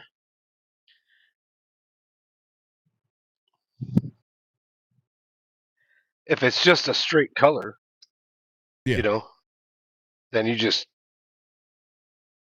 put your decal down, paint your next colors, and then when you're all done, rip all the tape off. So that's painted on. That's not a sticker. And I just did that same concept like you would the lines. Right? Yep. So once this thing was all white, I put down my 5150 sticker that I got off of eBay. Now I custom ordered the size because he wanted to sell it in like a 7-inch. So I took a ruler and measured how long do I really want this thing, how wide, right? So downsize it. Mm-hmm. He downsized it, sent it to me. And I told him, I'll pay full price. I just need a smaller one. So cut me that smaller one, sent it to me. When I put the white lines on, I put that on. And then when we painted it red, took all my tape off, and the black was actually first. But I got this thing pretty level. I mean, hold on. It is. There's no clear, and you're not feeling a bunch of layers. There you go. Like right there, maybe a little, just a little, but for the most part, okay. And right there, because I didn't want to wet sand too far and get into my 5150. Mm-hmm.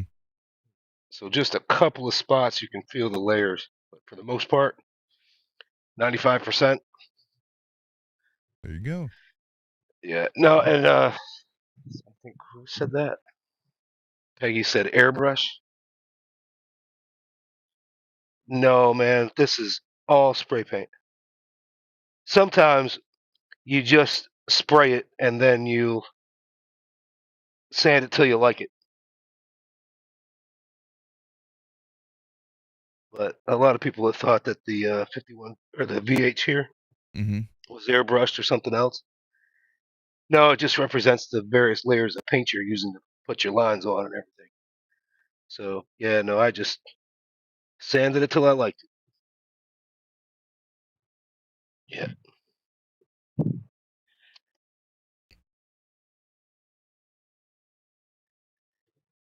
Well, you know, it all depends on what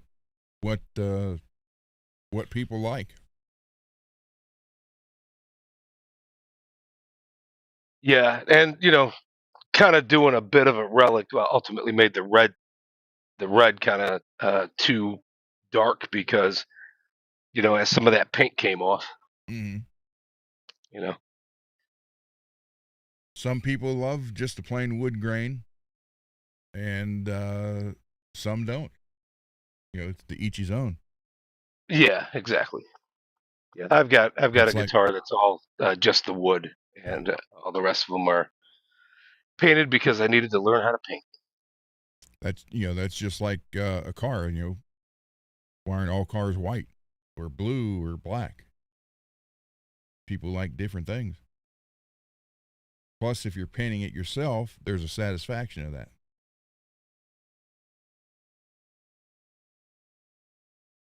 Yeah, and Depend de- depends, Mars, what time.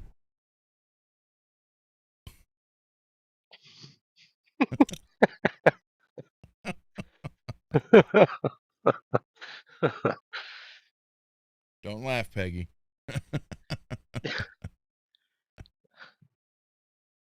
No, it just there's all kind of things you can do to guitars, and if you don't want to paint it, don't paint them. Or if they're painted and you don't want it, sand them down. Just put some clear on it. Sometimes you got to use a razor or something else, and you can screw the wood up pretty good. Screw the wood up pretty good, and then paint it, right? So then you kind of have this relic effect. So this, I was running a razor through it uh, against the grain, not with it, right? So it was Yeah, kind of chipping out a little bit, putting some digs in the wood. So then staining it or using this Oxford yellow tint paint, like a which looks great, by the way. vintage sunrise or some shit they called it. They got various colors of your yellows and oranges and all that stuff. And but yeah, once I put that on top, then the damage to the wood underneath kind of showed up as a darker brown and gave it some texture and all that. Character. Yeah, character. There you go. See, and then you got this. And I thought I was going to paint this guitar black, so this whole area where I did this neck pocket carve, Mm-hmm. right? Carved that all up, painted that black, and then when it came down to deciding, okay, I'll take that off, and it was just taking too long to sand, and then it looked like shit, and I just didn't care. So I stopped there at a laziness, and because I was kind of going for the beat up look anyways. So so I only got it so far. But you can see in a couple spots where that razor was really digging in. Again, going up and down Yeah. with the razor is taking some wood out of it and everything. But yeah, when I painted the yellow, just kind of got this golden brown. It looks pretty cool.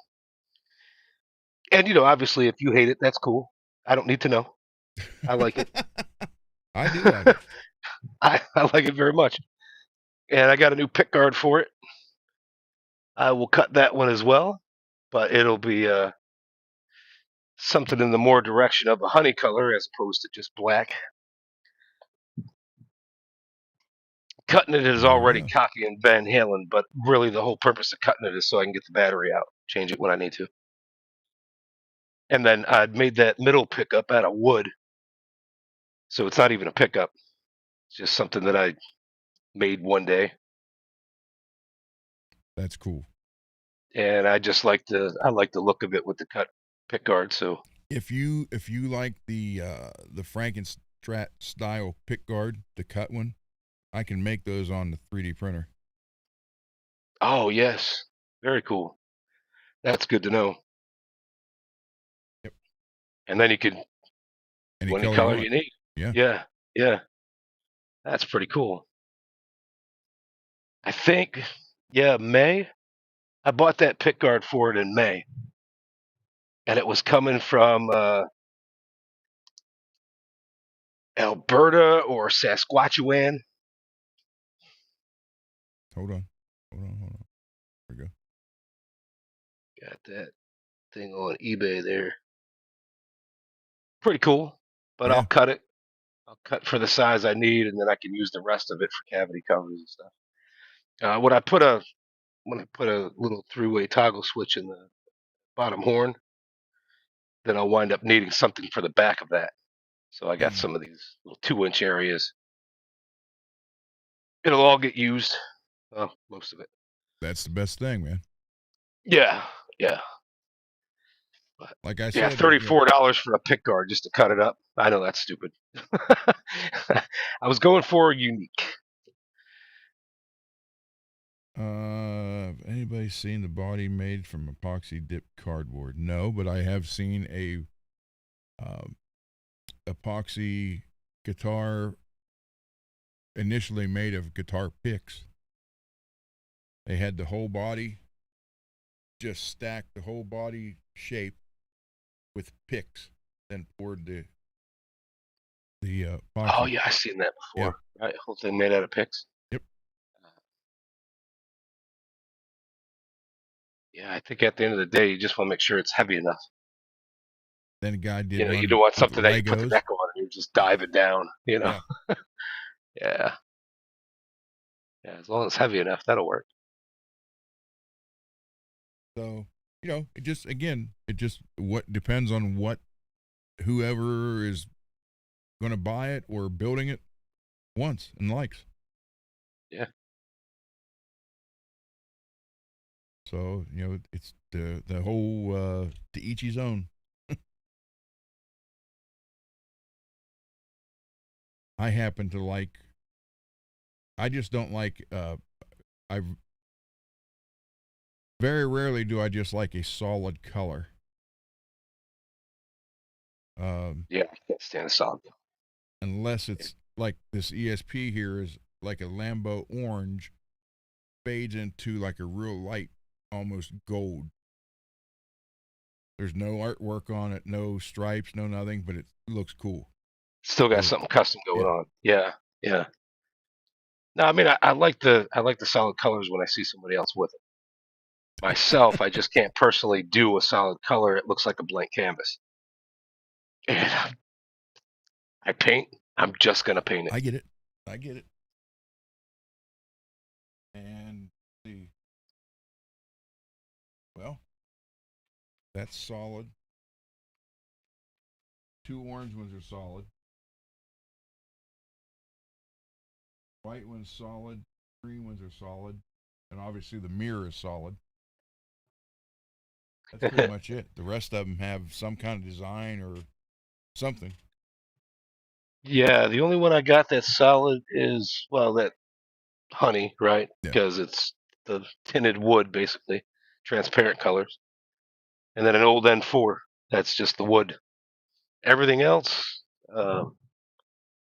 something on it. Everything else.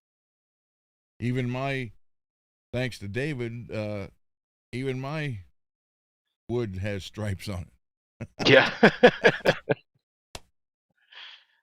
So, it just, depends on what you want. And there's no right or wrong, whichever, there is. Yeah, I must say I do like a good flake paint job. Some of those look pretty good. Coolest one I ever saw was that Jackson Soloist, I think it is, that they did with the black and gold Yeah. flake. Oh my God, that looks awesome. I did a, well, not so much flake, but glitter and powder for a member of the chat here. Hold on.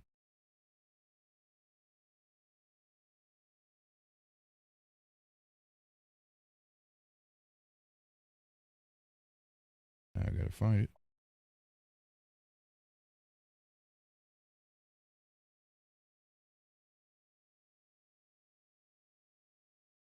Here.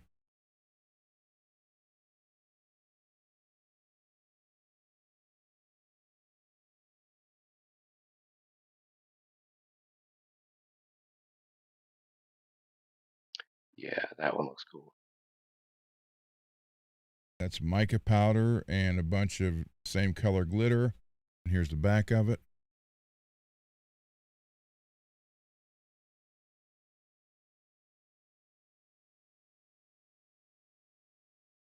Looks like shooting stars back there in the red with the gold. So that's got the car urethane over it. That's why it's so freaking shiny.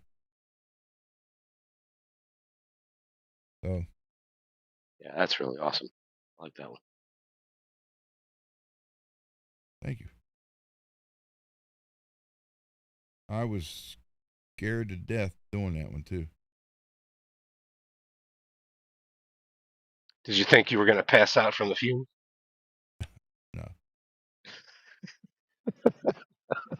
Here's where I had it sanded down, ready to paint the black and do the stuff to it.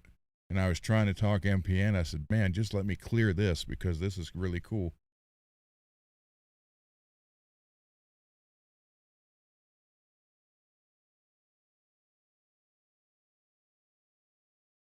Because if you wet it, when you sand it with water and wetting it, it looked like, damn, that looks really neat. And he almost thought about it there for a minute.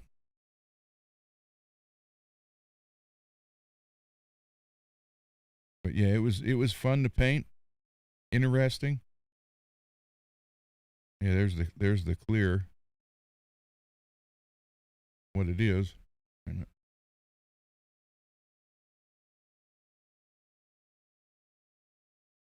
Come on, focus in there.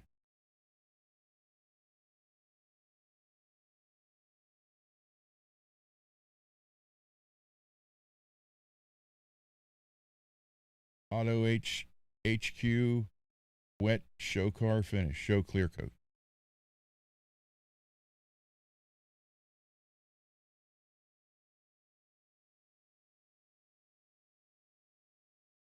But man, it once you hit that clear on that, it was like, wow, it just brought it to life.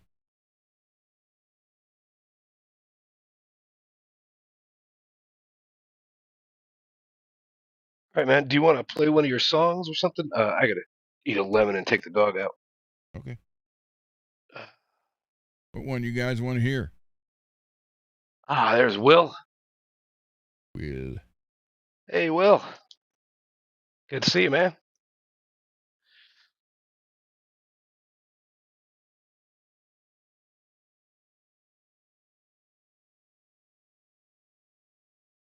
Howdy, Mick. Anybody, Dave, you got one you want to hear? Woodward West. All the Kingsmen. I know we hear it a lot. It's a good song, and it's not like I'm listening to it at home, or on my own, I should say. All right, here we go. Yeah, that's such a killer song, man.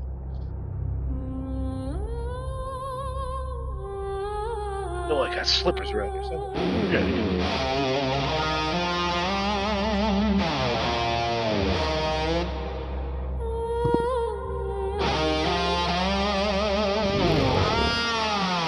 I am Iron Man.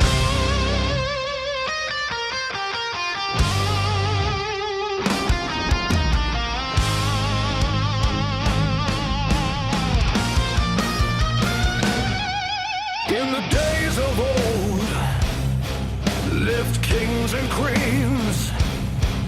In a land of dragons, wizards, and dreams.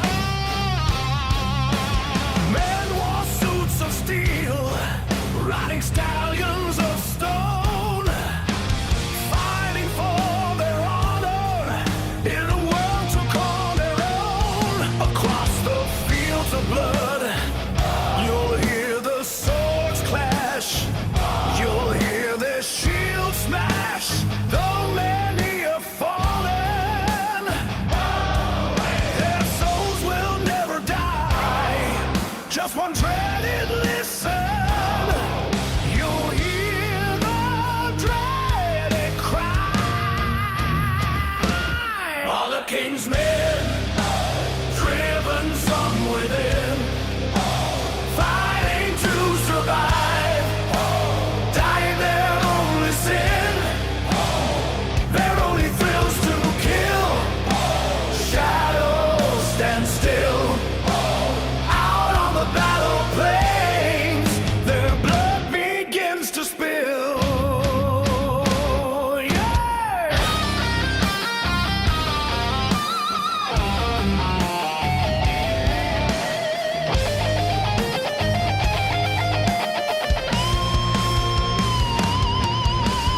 Now as the smoke clears, the battle draws near.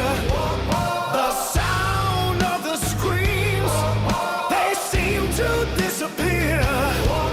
As the men ride away, the battlefield is cold. Alone in the corner, the king, he sits alone. Oh, the king's men, driven some within, fighting to survive, dying their only sin, their only thrills to kill. Shadows stand still, out on the battle plains, their blood begins to spill. All the king's men, driven some within, fighting to survive, dying their only sin, their only thrills to kill. Shadows stand still, out on the battle plains, their blood begins to spill. Yeah! All right, David, there you go. Nothing wrong. Guitar Journey is great, as you can tell. And Amp Journey, and all kind of stuff. It's all fun.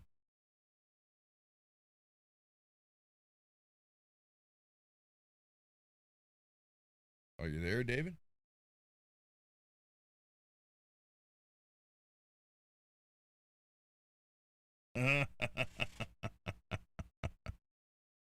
I think his battery died.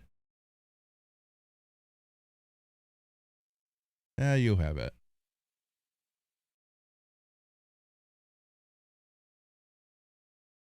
Did the battery die?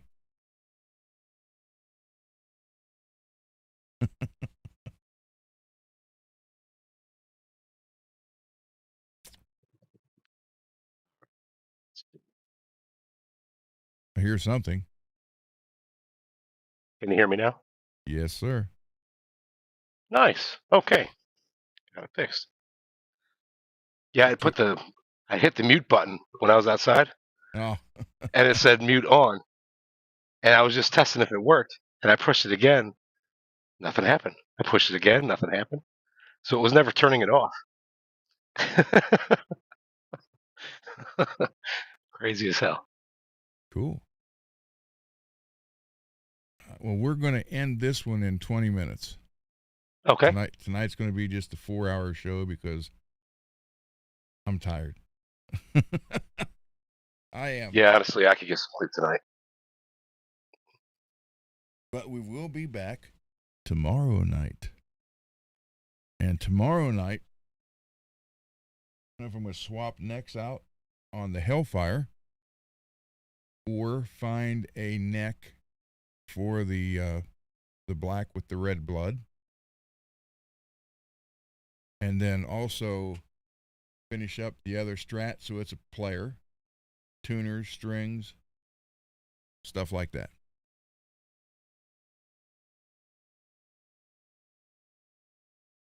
Are you a guest on Puppy? Cool. Yes. Puppy Welcome. comes here all the time when he can. Yeah. He's typically off on Saturdays when he checks us out. Well, Mick, I don't beg or ask for subscribers like most people do, but if you want to subscribe, you're more than welcome, because once we reach 500, there's a guitar giveaway. We're at 463, as far as I know.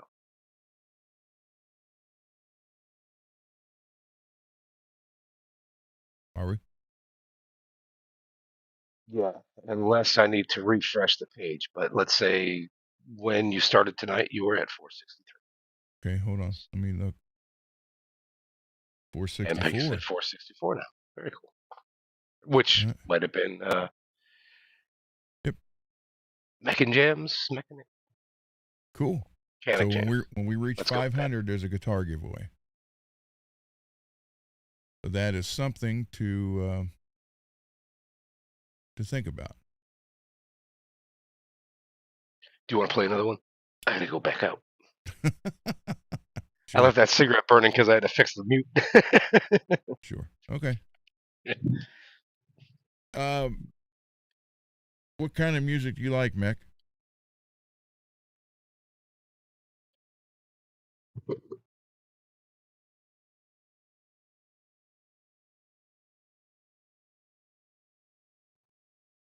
What do you like?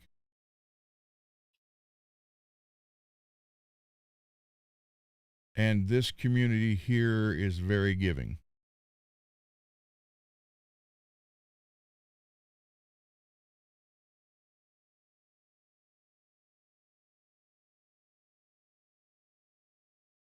You like real heavy stuff or middle of the road or gospel? What do you like?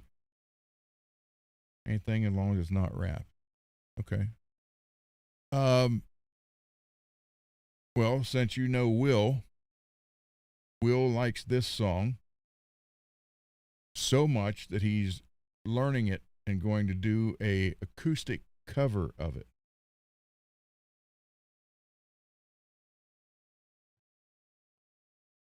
All right. So here is what Will is going to do an acoustic cover of. And this song is about the dark and being afraid of the dark, being a kid being afraid of the dark.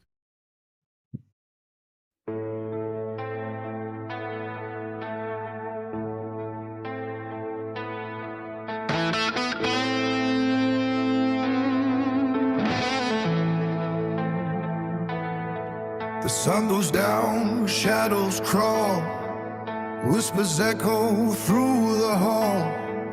Every corner hides a face, every silence leaves a trace. The night creeps in without a sound, cold hands reaching from the ground. I close my eyes, but still I see evil that weight inside of me.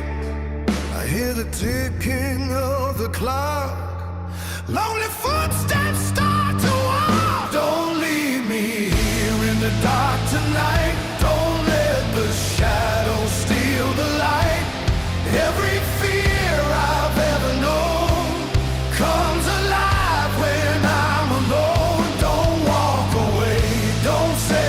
goodbye. Don't leave me where the nightmares hide. The deepest wound inside my heart is being left alone. In the dark, the hallway stretches endlessly like a road to misery. Every sound becomes a scream. Nothing's ever what it seems. The darkness knows my secret name.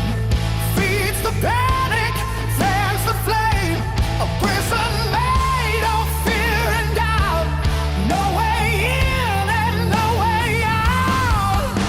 The walls are closing in again. A battle can never win. Don't leave me here in the dark tonight. Don't let the shadows steal the light. Every fear I've ever known comes alive when I'm alone. Don't walk away, don't say goodbye. Don't leave me here, the nightmares hide. The deepest wound inside my heart is being left alone in the dark.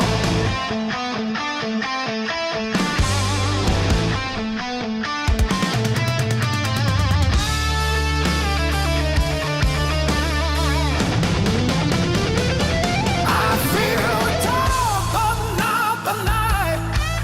I'm losing my guiding light. The empty room, a silent air. Turn around and no one's there. The monster wasn't under my bed.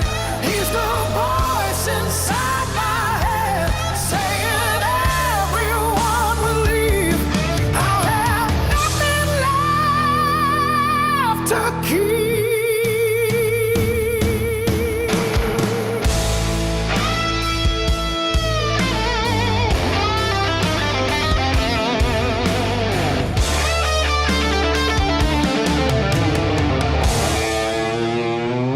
Don't leave me here in the dark tonight. Don't let the shadows steal the light.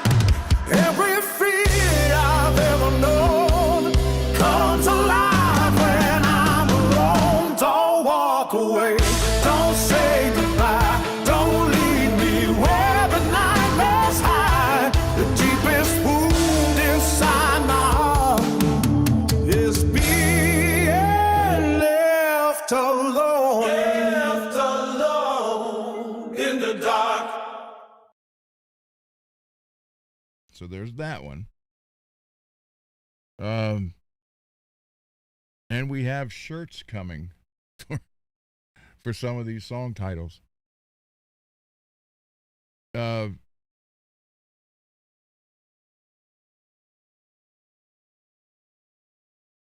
Let's see. Now, forgive me. What is the name of that song where you were trying to make the? It just looks like a Megadeth scene with the Oh, the mushroom cloud and the uh, exploded city. Prelude to War. Prelude to War. And what song did it make it for? Because I think it went to something else, didn't it? All the King's Men. Oh, the King's Men. Yeah, Yeah. that's the one. But yeah, that shirt is awesome.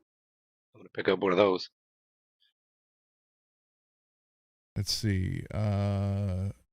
We have a song about dentist, believe it or not.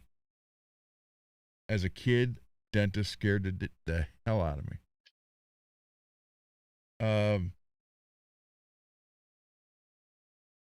Here's one that we recorded in 1989, but it's been completely. I sent the original 2-inch tape to the guy who was originally our producer then, because back then you didn't have all the digital stuff. So he redid the whole thing, digitized it, and remixed it basically. But this is called Prelude to War.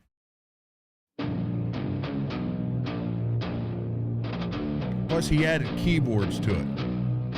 I was like, are you kidding me? So you'll hear it through the whole chorus. Very lightly, your keyboard going.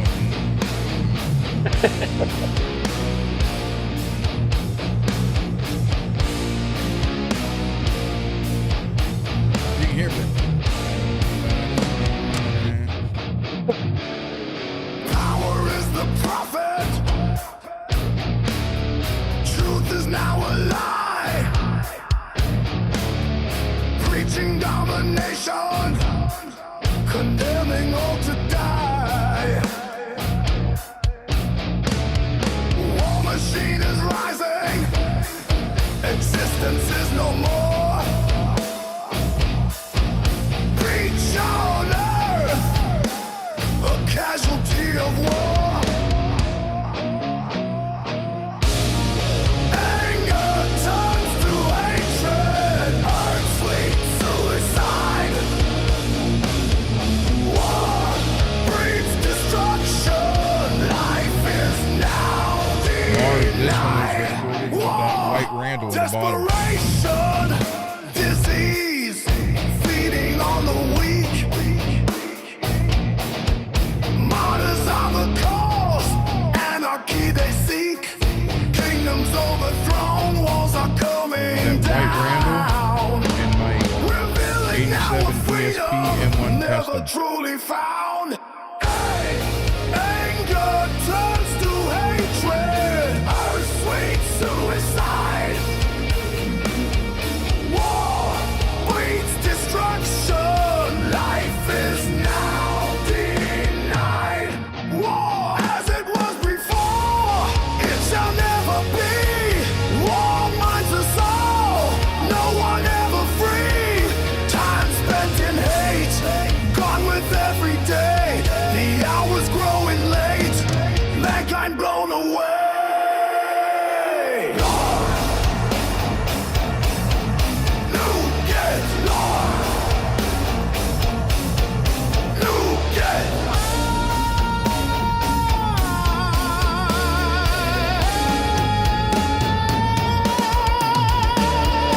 Anger turns to hatred. Earth sweet suicide. War breeds destruction. Life is now denied.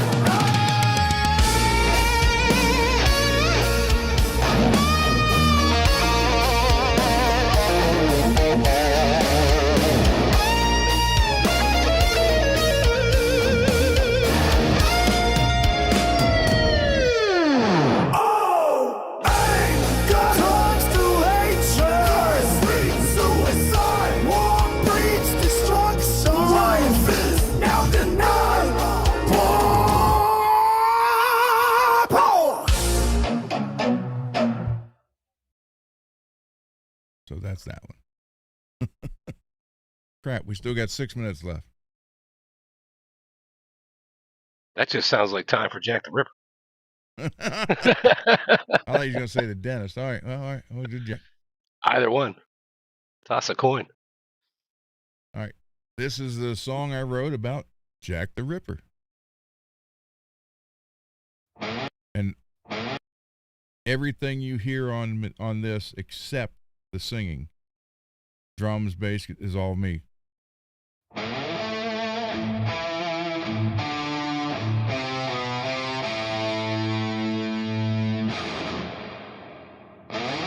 Well, I'll add a hell yeah in there for you later.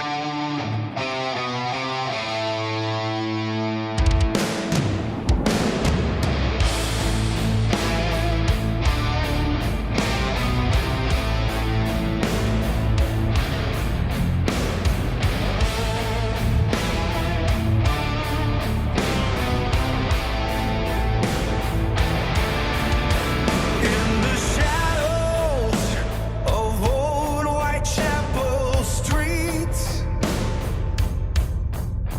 where the air hangs heavy with deceit,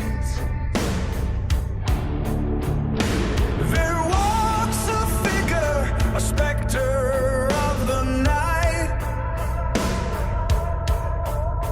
Jack the Ripper, with a thirst for blight.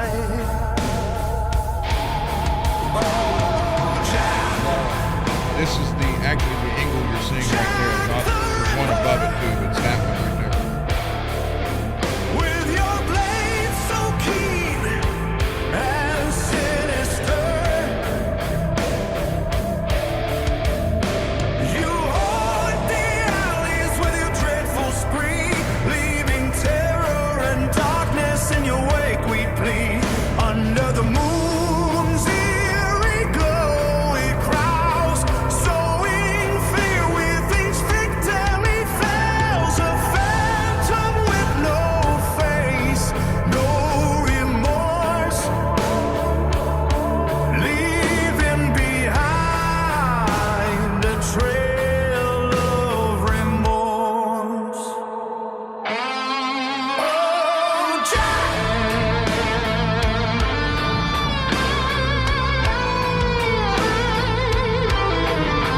Jack the Ripper, your crimes, they make our blood run colder. In the heart of London, you wield your knife, a grim reaper, stealing innocent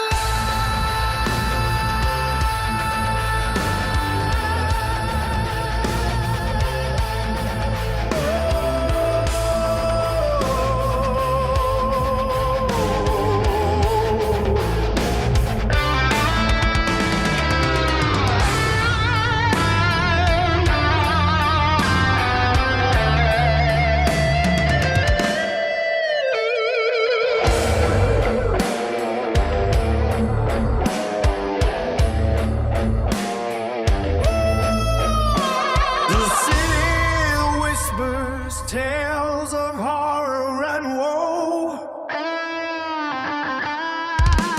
as fear grips tight and the streets grow low. Who is this fiend, this devil in disguise?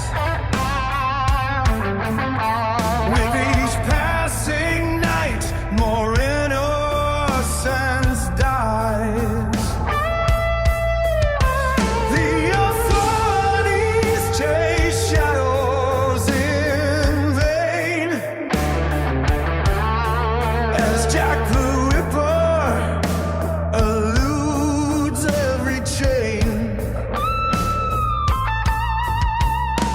A ghastly legend, a nightmare's birth, spreading terror throughout the earth.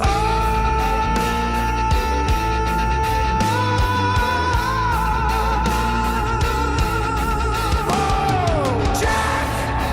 Jack the Ripper, in the annals of history, you're a grim reaper. Your name forever etched in blood and fear, a dark specter that will never disappear. So lock your doors and close your eyesight, for Jack the Ripper roams the night. In the shadows he waits, his hunger unbound, a nightmare haunting London's ground. So that was I did a whole thing on serial killers. But Mars, everything except Prelude to War and obviously I Believe are on mostly that angle, if not that one, then the Powerball 2 above it. I tilted the camera down so you can't see it.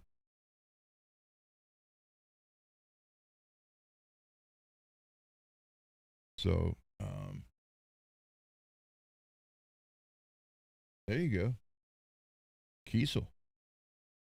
Hilarious. Yeah. Those are pretty sweet guitars.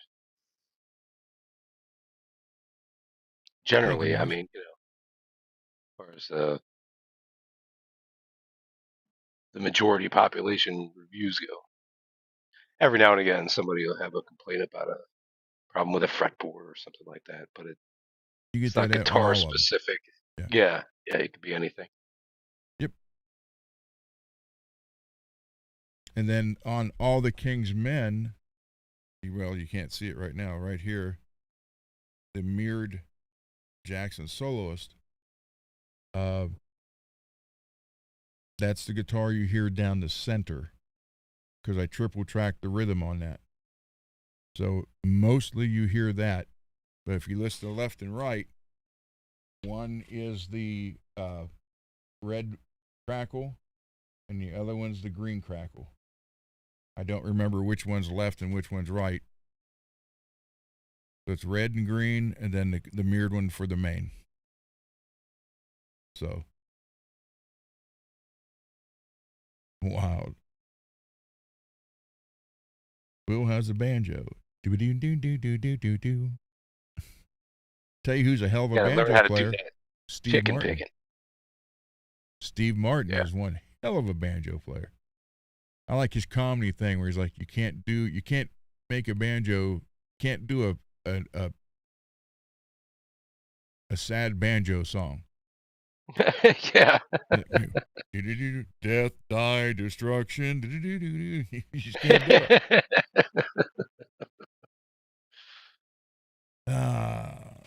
So, yeah, come back, Mick, on Saturday and send us photos, or you can get Saturday is like an open mic night. And what we do is you can come on the show. I'll send you a link, and you can show your guitars, whatever instrument it is you like. If you've worked on it, painted it, built it, you can show it off. You can show all your guitars if you want to. Then also, if you want to, you can take a couple minutes and just jam out. We'll just have you live on the show. Then after, just a quick, no more than 2 minutes, you can just hang out. You can leave. Not leave the show, but you can get off the screen if you want to, or you can hang out and see what other people are showing. And that way we get to put a name with the face, and just feels more like a community here, a family. Because this community, well, hell, Dave, you've been here what? Since May or April. I think it was May. So 4 months. Yeah. Yeah. And yeah. So 4 months, and it's been, you've sent me bodies, Garguts, Yeah. Mad, Neck or two. Yeah. Yep. MPN. This whole group jumps in and helps people. So that's, Yeah, something we do. I'm really impressed with the group. I mean,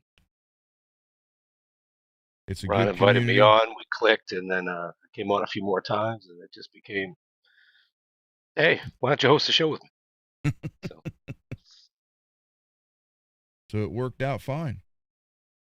But we both repair stuff, Yeah. Fix all kinds of necks, bodies, refrets. I can do most things that Ron can do, but I can't do the routes. I've never bought a router to do the Floyd routes and different things, but he's got some skills. I definitely learned a few things from him. And vice versa. So, and like I said, last Saturday we had a tour of Scott's place and learned better way to store the parts so they don't get damaged. Yeah. So, and then True showed us his amps and all that. Yeah. So yeah, that's how we do Saturdays. It's just something we started, and it's called FRETworks Open Mic Night Saturday, or Saturday Open Mic, something like that. So that's what we're doing.